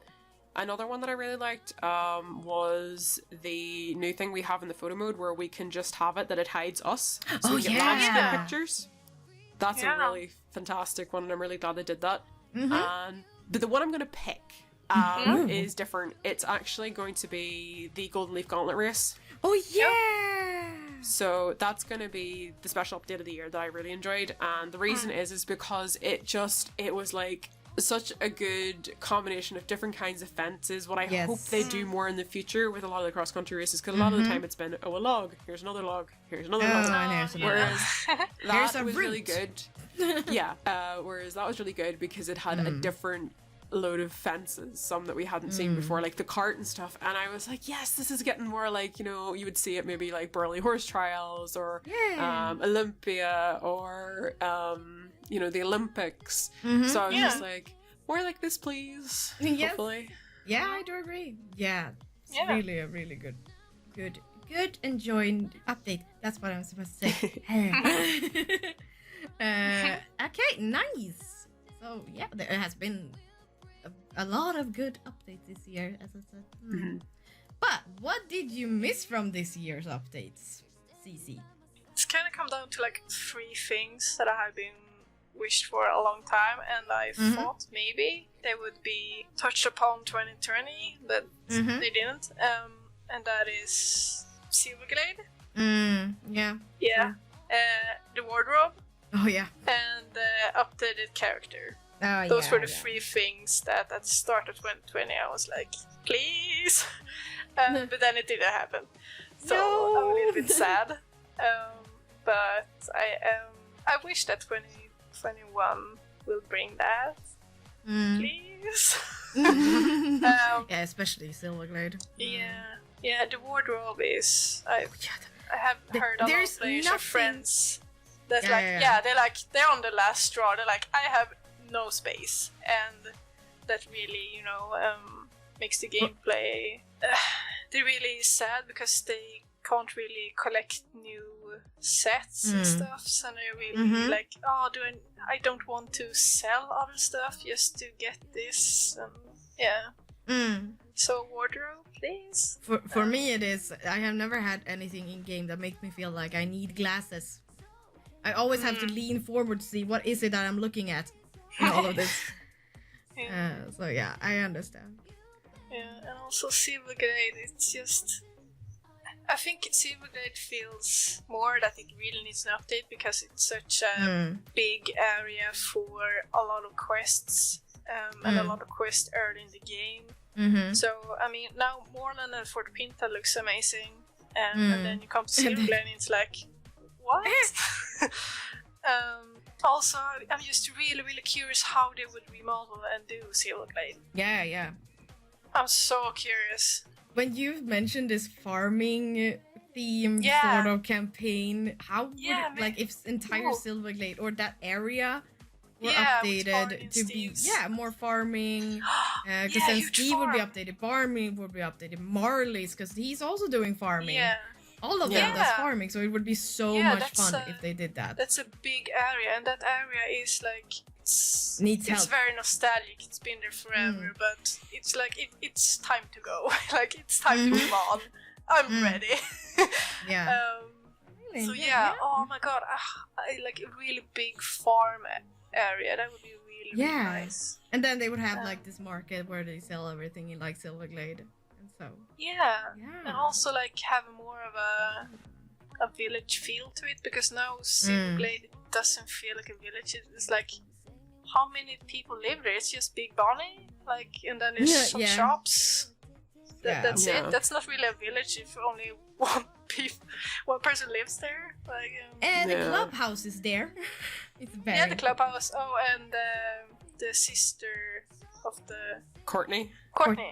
Yes. Yeah. I'm feeling that we are building this campaign up more and more. Yeah, I need to go to work and be like, Joe, I have a plan. I have an idea. Can we make it work? We need a hashtag. We need a campaign. Star Stable goes farming. Yeah. We can finally grow our own carrots and our own apples and feed the horses. Oh, yes. Cute. Yes, please. That would be cool. Yeah. Come back in 12 hours to harvest your carrots. And also updated characters, like, please. Yeah, of course. Because I think I mentioned this sometimes before, but I really feel like the horses are getting so much better. And the more the horses get better, the less I like my character.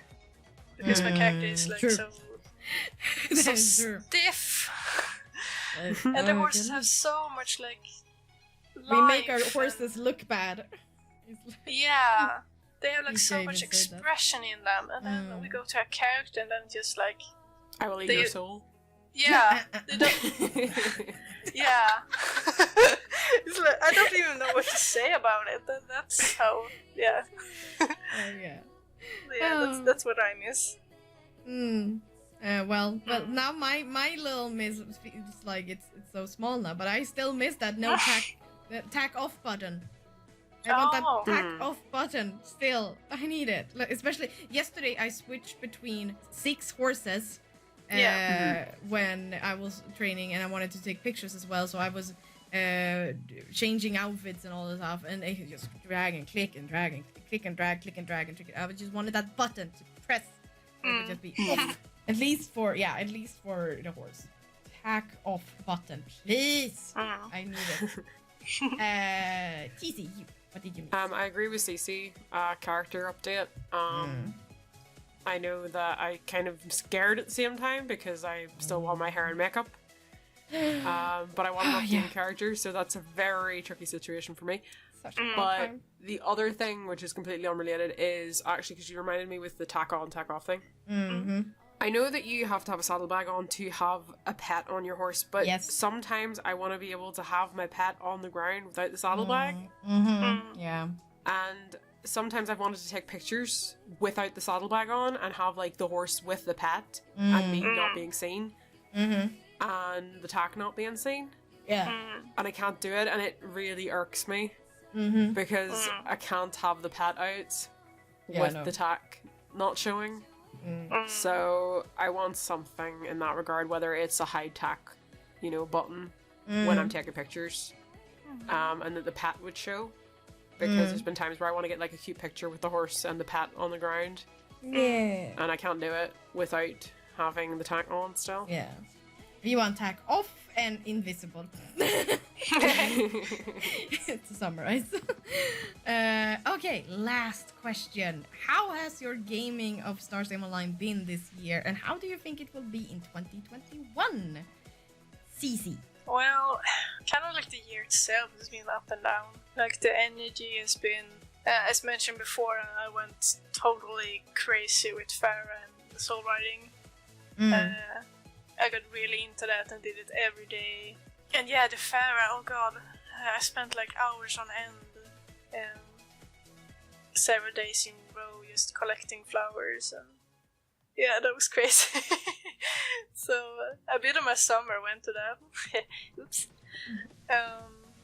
And other times it was like, I don't have anything I want to do in the game right now. Like, I don't want to train my horses, I don't feel like collecting things.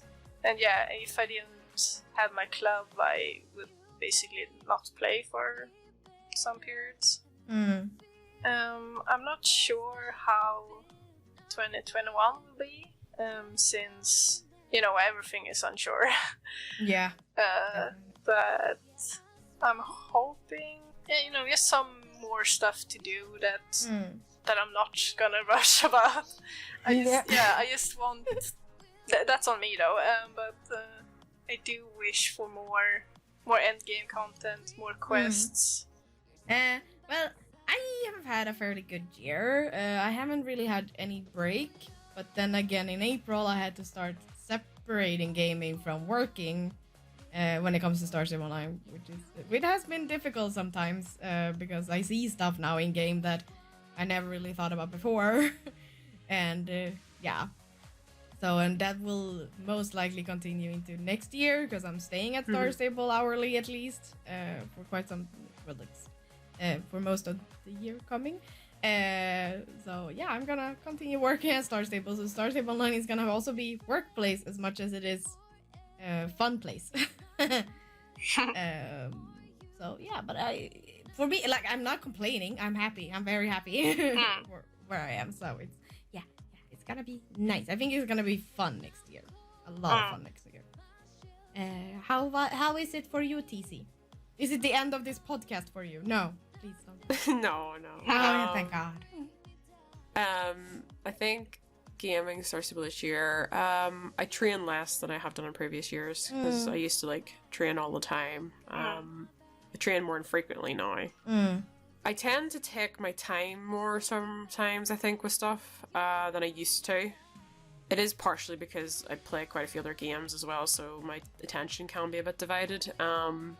But I think overall this has been a reasonable year. I think it was just a little bit slow to start with the start of the year. I think I'm excited to see what this year holds because we're looking at more Wildwoods,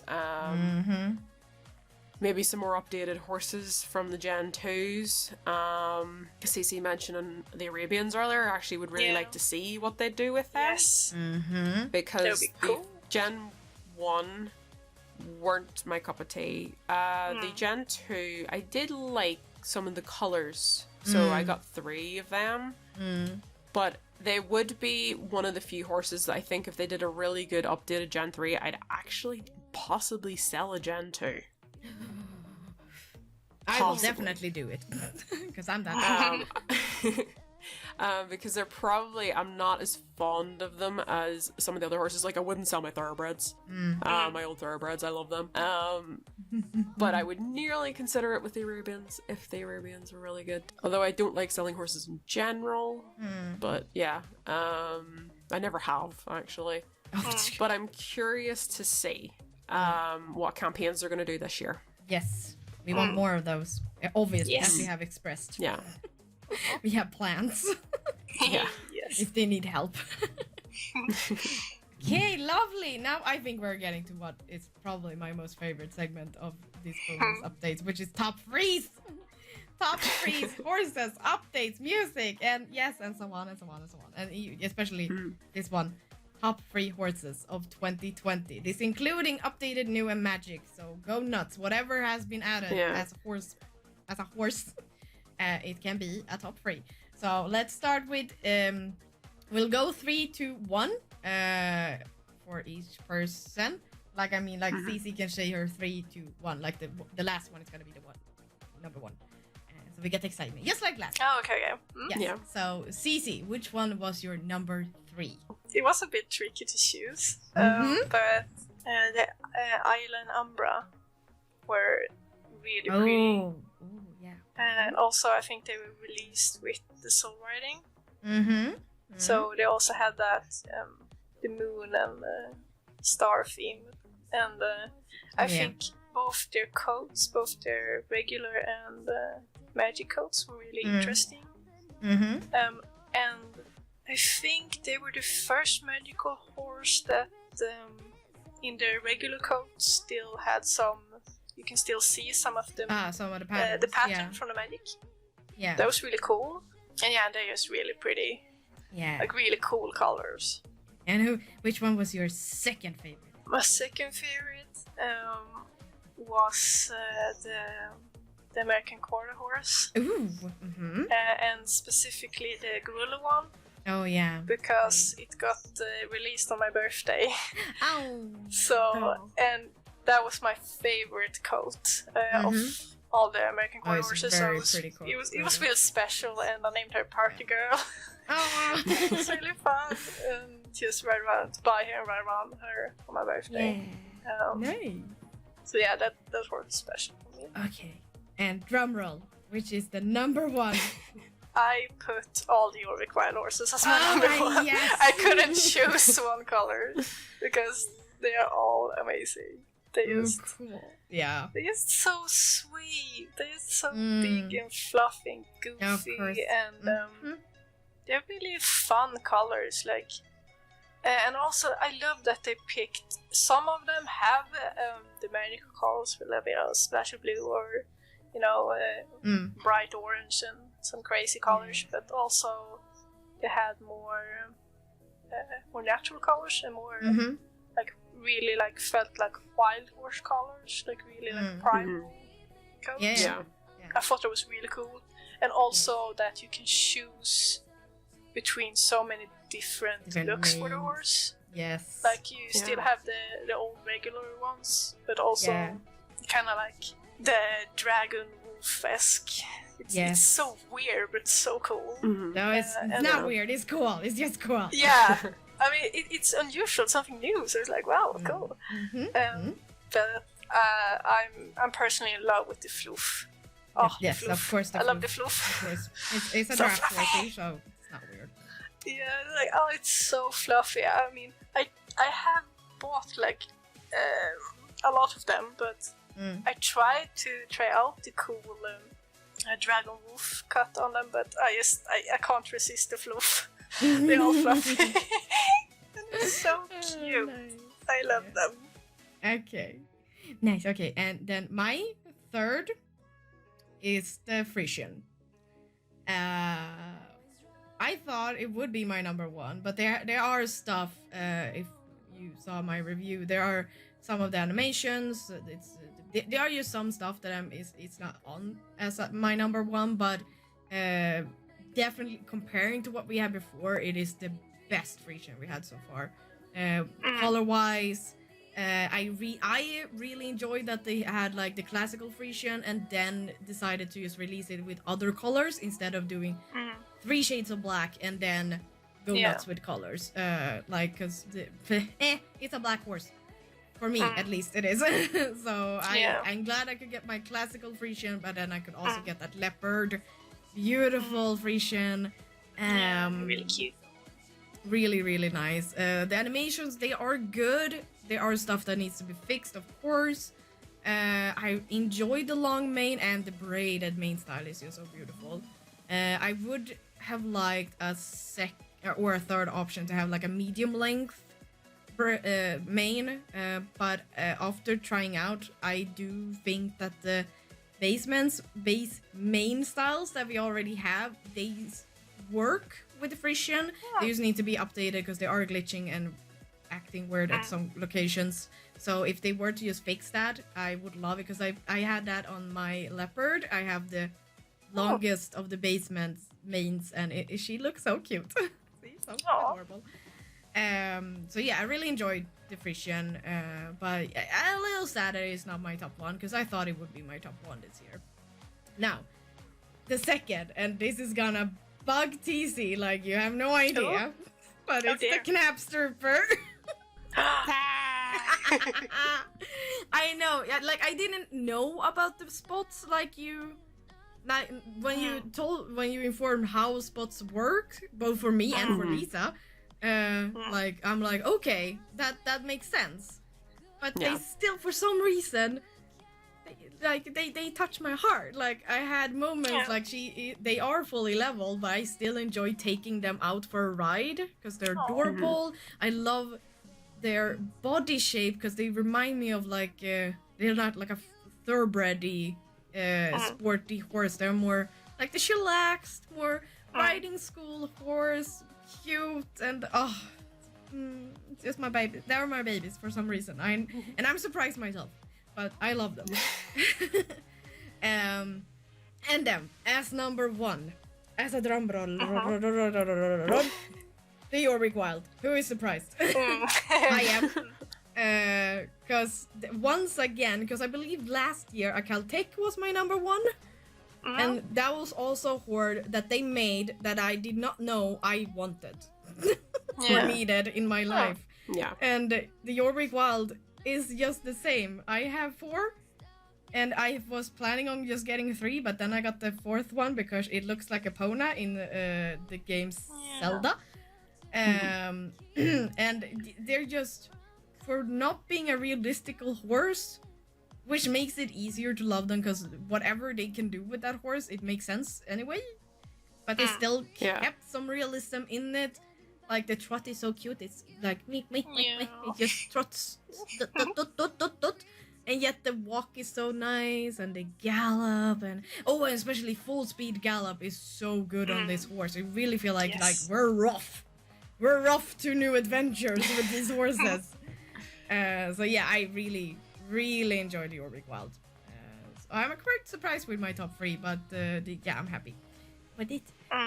TC, your third favorite horse? This is quite hard actually, because I'm kind of trying to decide whether I want my second third or my third second. Right. I'm gonna make my decision right. Okay. Okay. Third, I am going to go with the English Thoroughbred. It was close between that and the Frisian. The reason the Frisian doesn't get it is because I didn't like the long mane at all. I didn't like the animation for it. There's some of the animations are a little bit. There's things I've noticed since I've had it a bit more. The idles are very erratic, and they're a bit too much. And also, I think the idle piaffe, while I love it, is not good for anybody that does dressage. Because it just happens at random. Yeah, that's true. So, Frisian would have been a top 3, but that's where it fell a little bit flat. Where I did love it though was the plaited tail. We've never had a plaited tail quite like that before. The only thing I wish is they had added that with the actual plaits, like the regular plaits, as a tail option. But that's why the Frisian, I'm going to just mention that the Frisian's an honourable 4th here.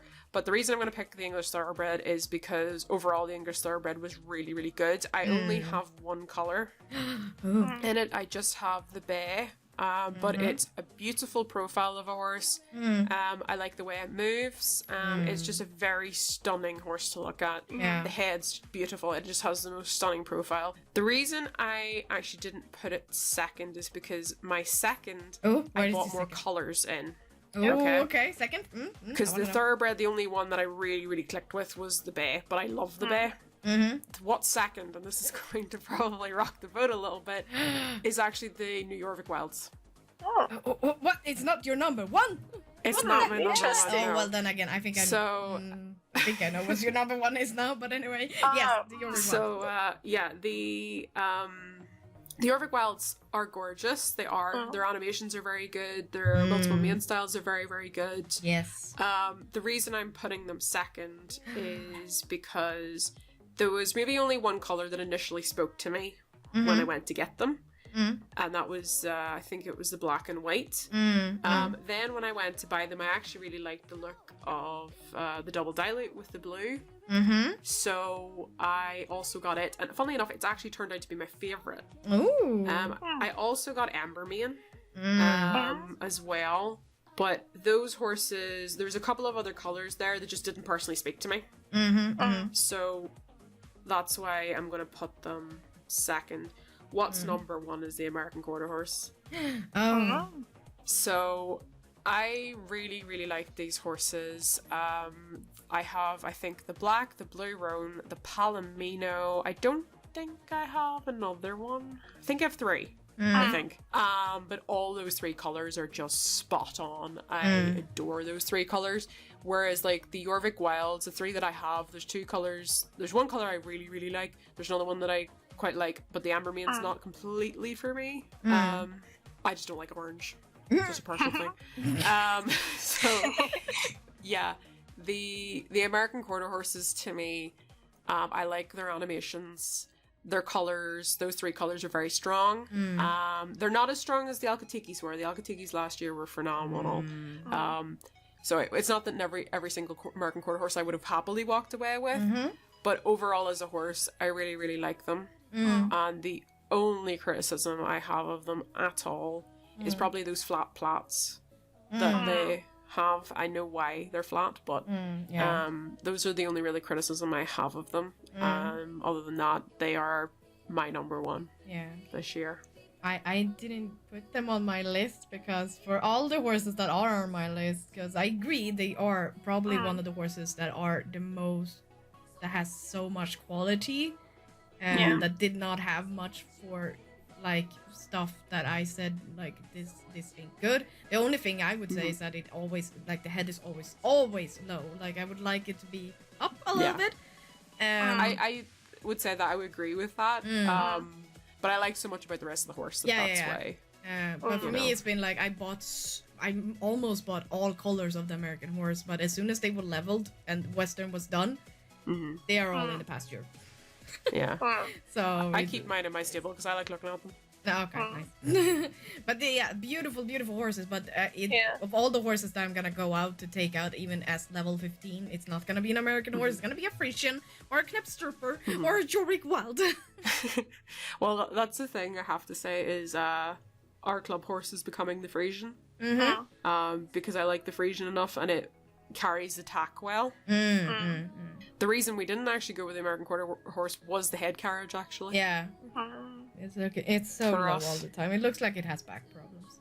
Like, no, I don't mean. I'm sorry, I don't mean that. But it's. I mean, can't you look up a little bit? Yeah, no, I think sometimes it probably would be good if it did stand a little bit more At upright. least when we are not on horse, like if it was just off horse. Yeah. Anyway. Yeah.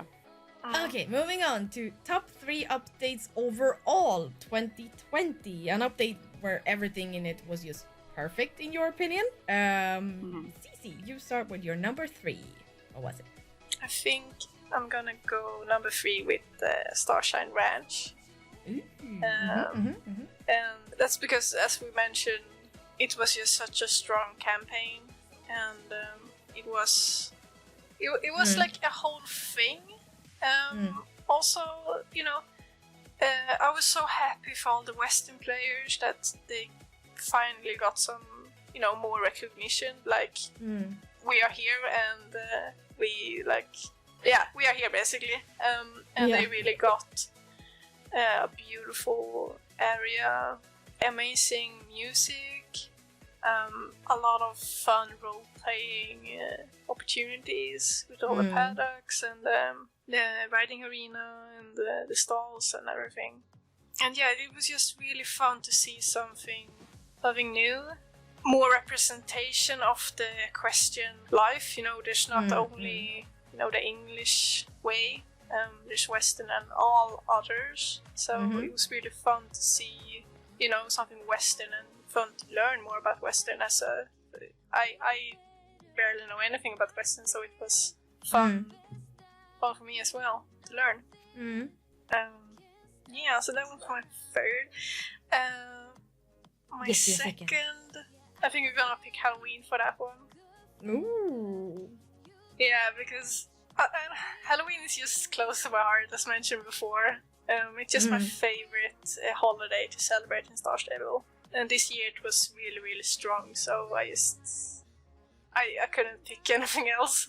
For that spot, they just had to be there. For my favorite, I think I'm gonna pick the Soul Riding. Ooh. Because... Or do I want to pick Farah's Workshop? No, I'm not sure! You said it! Okay. Yeah. No, I think Soul Riding did last longer for me than the Farah's Workshop, because I just went crazy with that one. Oops. So yeah, I did enjoy Soul Riding more. So yeah, I'm gonna pick Soul Riding. And that's because it was also like a big event with like who's gonna get the moon running first, you know? It was a little race. Sometimes that was like stressful, but it was also fun because you could help and encourage your friends, and it was just a thing you could do together, and you could be like, oh, I'm struggling with this mission, what is your advice on this? And so that was a lot of fun as well. Also, there were some quests alongside with Soul Riding progressed. You got to unlock some quests and some more backstory and journals. That was a lot of fun to read. And yeah, and the Rune Run is really, really cute. I really like the North Swedish model. Yeah. Yeah. Okay. My third is the winter first drop, when the snow was falling. We got snow, people, and it was cold, and I had, as I said, I had a reason to put on clothes to make me feel warm. Because I missed that every winter, because there were always summer, so you had all these winter clothes, and you feel so weird to run around in your thick jacket when it was like obviously 25 degrees or something on your week. Celsius, by the way. So yeah, winter, and it started to feel like, ooh, it's like -3 or something on your week. We need to get dressed, people. So enjoy that, the winter activities, and just, as I explained earlier, just really, really enjoy this month of having winter activities and how beautiful Jorvik is. I'm really gonna miss when it's gone on the 13th. Gonna be longing for next winter, because now it's just gonna be summer for months and months again. So yeah, okay, and then my second, it is Farah's workshop, because once again, as I explained, like, it was so cozy. It was another sort of way to grind and to craft. It's so cozy to go around and looking for flowers, and if you want to craft something, like, oh, I need that kind of flower. Well, I just need to go and ride around there to find it. It just gave another purpose to log in and do stuff in game, and it was relaxing, which I really enjoyed. I had no stress at all. No, and it's fun also doing deliveries, making stuff for other people and go and deliver it for them. I really enjoy that as well. Aww. I like that we just talk about the crafting stuff, but the way you actually gain the XP was really fun. I really enjoyed it. And my first is, of course, Wildwoods, because it is a new area, and it's gorgeous, and it's quest, and it's promising with more adventures in the future, and I can't wait. So yeah, that is definitely my favorite from this year. Wildwoods, so excited. TC, your top 3. Start with number 3. Well, this is actually tough because I was trying to think, do I want to swap 1 and 3? But I'm actually going to put Wildwoods third. And the reason I'm putting Wildwoods third is Wildwoods is beautiful. It's stunning. I love it. But after I got admired, I haven't been back in it. Just because I haven't had anything to do. There. I still am in Fort Pinta. I am like, I don't know. I'm still there. So yeah, it's just it still feels central to me and important to me. As daft as that sounds. Part of it is because there was a friend of mine that used to play the game who sadly passed away, and we moved there at the same time. So I've always had this connection to that place. I will never question it again. You know? So that's your home now. You will stay there. But yeah, it is kind of my home. It's always been like a central place. So I've occasionally moved from it briefly to maybe work on something, but I always come back to Fort Pinta every single time. So that's why I'm going to put Wildwoods third. It's just because I think it's beautiful. I do sometimes go to take pictures and stuff, but I'm not staying there all the time. But I think overall it captures itself beautifully. It's also because because it's going to be new and popular, everybody's going to be there, and I don't like crowds. I like quietness, so Fort Pinta's... That's why I removed myself from Steve's Farm. I was at Steve's Farm for about 2 weeks and I'll never go back. So what I'm going to put second is the Halloween update. There's probably no real surprise there. No. I just think surprised it's not number 1. I suppose that is a surprise. I thought the Halloween update was really good. I'm looking forward to seeing how it develops next year. I'm hoping that there's going to be some new stuff, because we've got like places. I don't want to see the same thing again. In terms of like the quests, I just want them to build upon them if at all possible. What number 1 is going to be? It's going to be Farah's workshop, because I really enjoyed that a lot, and I still like the fact that I can just casually go around, collect flowers. There's really no stress about it. And even though I'm not like going every day and doing the crafting and then taking out the presents to people, I am just casually collecting flowers, and I still enjoy that. So yeah, that's going to be my number 1 for this year. Nice. Awesome. Okay, so I also want to add with Starshine Ranch, I really like the races, because they were so hard and I was so bad at them. And it was like, yes, finally I'm bad at something again. Because all the other races I've been doing for years, but the new Western races, they were so hard, and I had to be like bad at something again. It was really nice. Like, it was a challenge. It was something new. Like, yes, I can like train myself to be good at this race. Yes. So that was also rewarding. Awesome. That's nice. Yeah, and also I want to add with the soul riding. I also like that it gives a lot of XP for your horse with all the missions and the daily training. So it's a good source for training your horses if you're like me, who doesn't like to train. So it's really nice if you just pick some daily missions with soul riding and maybe help on the Starshine Ranch with the herding. That you get you get a good amount, even though you don't do that much. Yes, I also like that as well, and that it stayed even after you got the horse and everything. Awesome. Yes. Okay. Moving over to top 3 music 2020, and that is basically because there has been so many songs released this year. I thought it would be so much fun to hear which 3 songs you basically been listening to most of. So Cici, which one was your number 3? I couldn't pick one, so I kind of. I'm not sure if I should. I'm like, pick I one. like Lisa's songs, like all of them. Pick one. At number 3. I'm not sure. I love them all. Pick one. I guess I guess We Will Get There was really beautiful. Yes. I kind of like felt it represented the year. Nice. Yeah, very, very beautiful. Yeah. Yes. And number 2? Number 2, I picked the Glue Man with the Miscreants. Oh, because it's so good. I love hard rock and metal music, so it's kind of more of my style. Yeah. Yeah, and it kind of was that style I really liked growing up. So it's that music genre is like very nostalgic for me, and it just fits so well with the Halloween updates that played in the Galopers Keep. It was just such a cool song, and it's so spooky and it's great. Nice. Okay, then I do wonder, what is your number 1? My number 1 is apart from metal music, I'm also always loved the folk music. So I picked Folkavant's music as my number 1. Which one of them? Do I have to choose? Yes. Yes. I think I'm gonna pick the Valedale Hymn.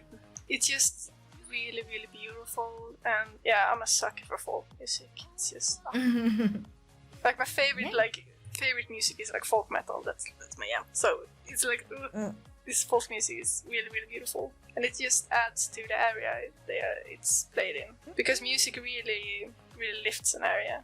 So. Oh yeah, that is true. Yeah, I just love just standing and listening to it. So nice.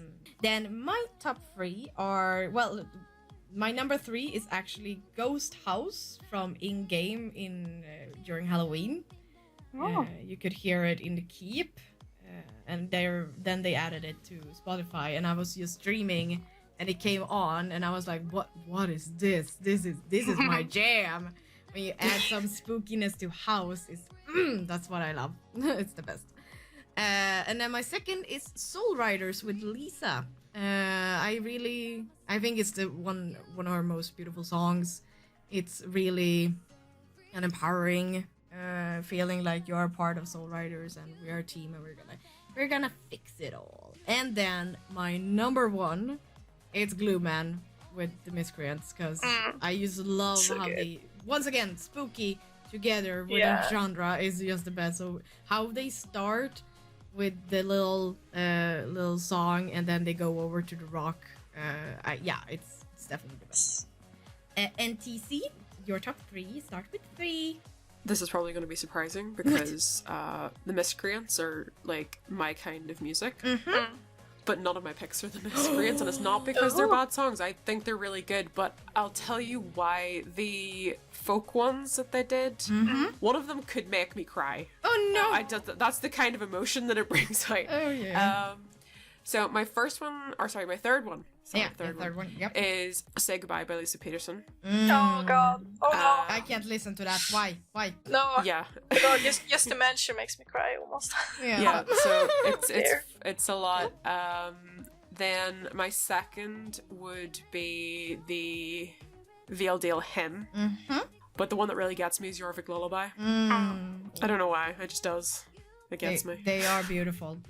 Beautiful music. Yeah. And I'm so excited for 2021 to hear whatever will be released then. Yeah. What music?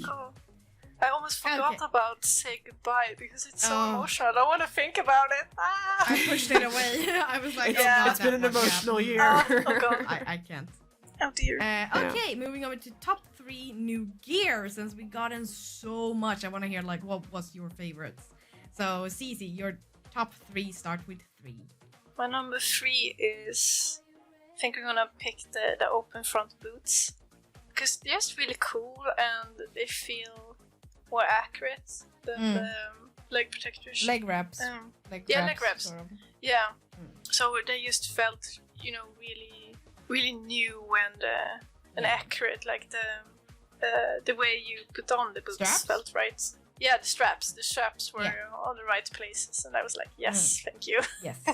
They look good. Because as a horse nerd, you're gonna see those tiny details, and you're gonna go mad about it.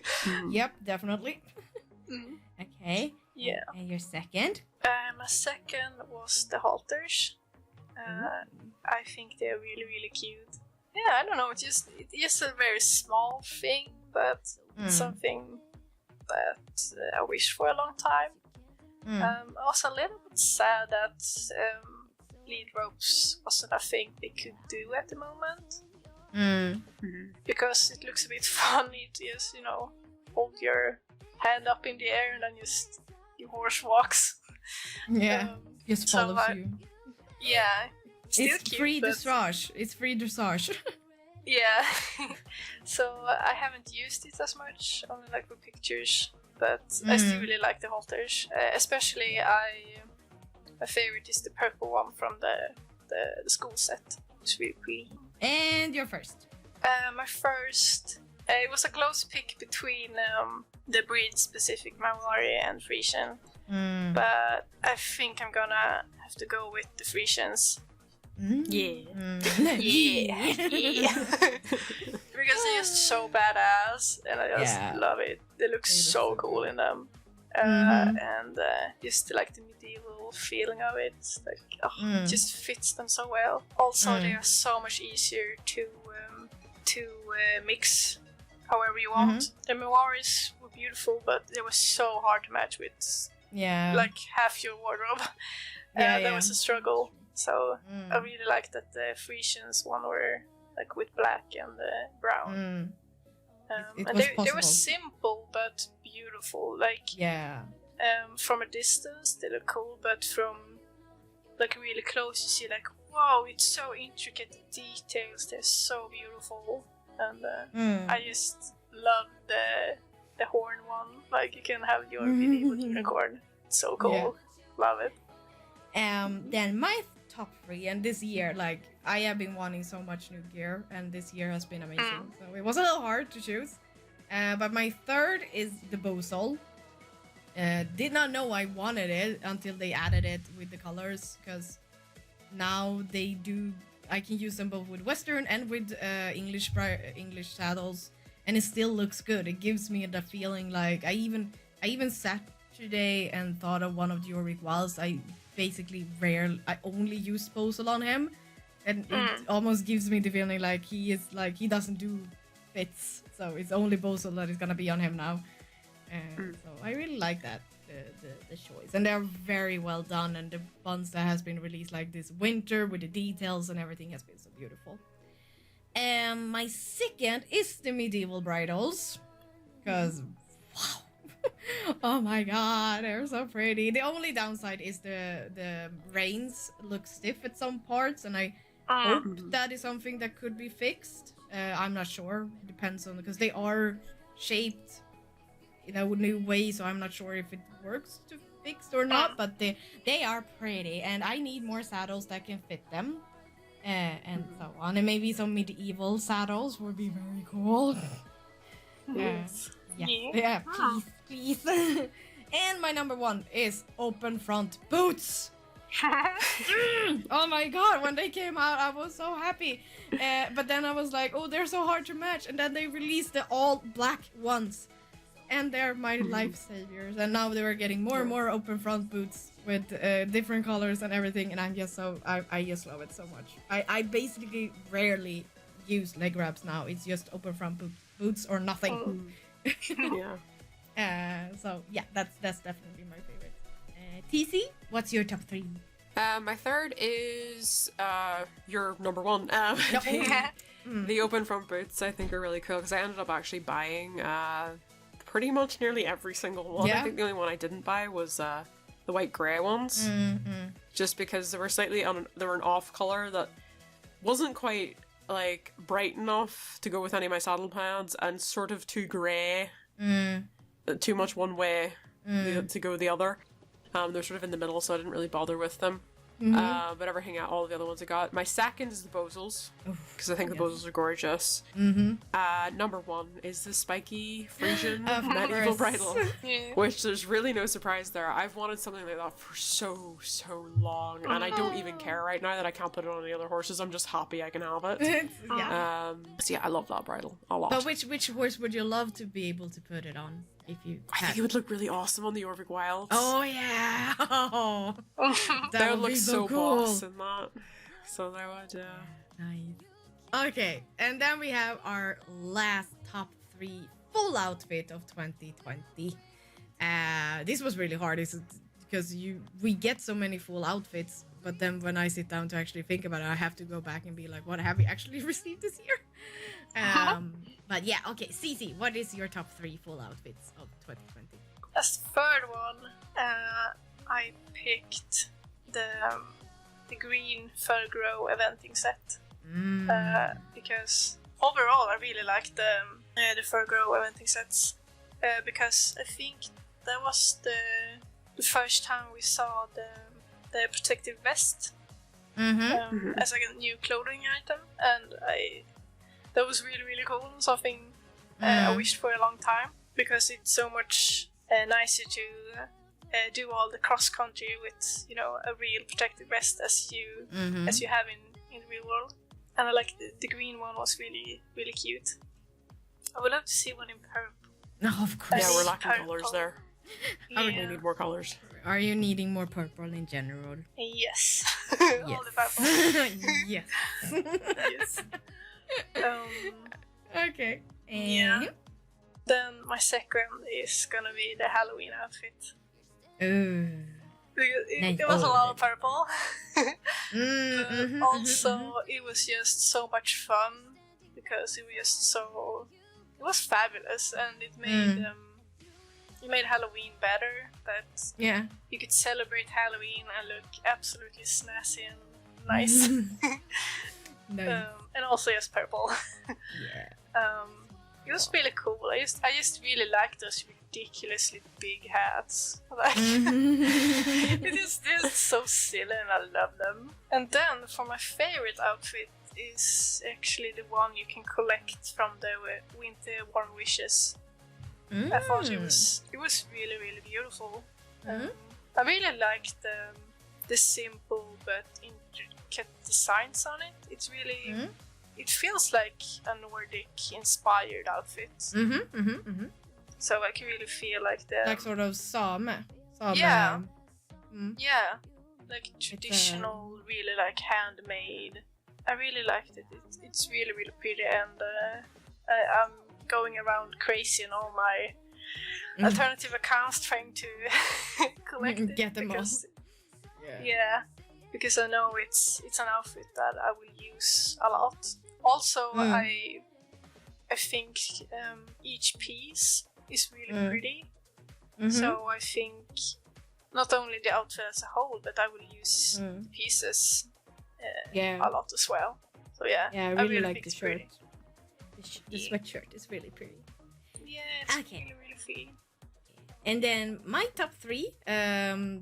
The third one is the first winter outfit we got in the first drop, the one with the blue jacket and. Ooh, yeah. Yes, I think it was really pretty, and really without being too much like Christmas or anything. It was just a really nice winter outfit to have when it was cold. It was so pretty. And then my second is the red and black eventing set that we got in the beginning of the year when Fergro came out. Just the same as you said, it was the first time we got to see a really good looking security vest. And in general, that outfit was really really nice. I maybe don't use all the pieces together. Like I like to pick my favorites and then make my own. But in general, it was really nice. And now, especially when we are using the open front black boots instead, it's much better. Yeah. And my number one is the soul riding outfit that we could get. The security was there, the pants, the boots with the chaps, and the pieces for the horses and the saddlebag. Everything in there was just, I thought that was just perfect. Really good looking outfit. So yeah, that's my favorite from this year. TC, your top 3. My number 3, I'll also go with the cross-country set. The problem that I have with that set, though, is it's lacking color variation, because we only got green, red, and I think orange. Yeah. I would have liked to have seen blue, and also just a plain black and white set. Oh, yeah. The purple one. Yeah. So I want to see more colors in that particular thing, because I thought the style was nice, it's just that the colors were kind of missing a wee bit for me. Yeah. Number 2 is going to be all of the Halloween outfits collectively. Now you have to pick one. I think. No, I can't pick one. I made Cece pick one of the music. You will have to pick. Right. Okay. There was the carnival one, there was the whisker one, and then there was the count one. I'll go with the whiskers one. Okay. I got one. Cute. I thought that one was cute. As for my number one is going to be the dressage outfit. The top hat's ridiculous and I love it. And the set overall is very, very nice, so that's my number 1. And the coats are gorgeous. Yeah, it's so beautiful. Nice! That was our last top 3, and in general, just talking about 2020 overall. It's been a year. It's been a freaking year. And I'm so looking forward to 2021 now. Actually, yeah. More stuff, we need new stuff. Give us all the new stuff. Yes. You're so demanding. Then, moving over to our favorite and least favorite update of the month. And Cece, which one was your least favorite? My least favorite was the New Year's update because, there's nothing much to say about it. It's, shooting rockets. Well, Happy New Year. Yeah. And moving on. Yeah. And my favorite is the Warm Wishes activities and the Northern Lights. They were really nice just to have. It was chill and really cozy. I like it.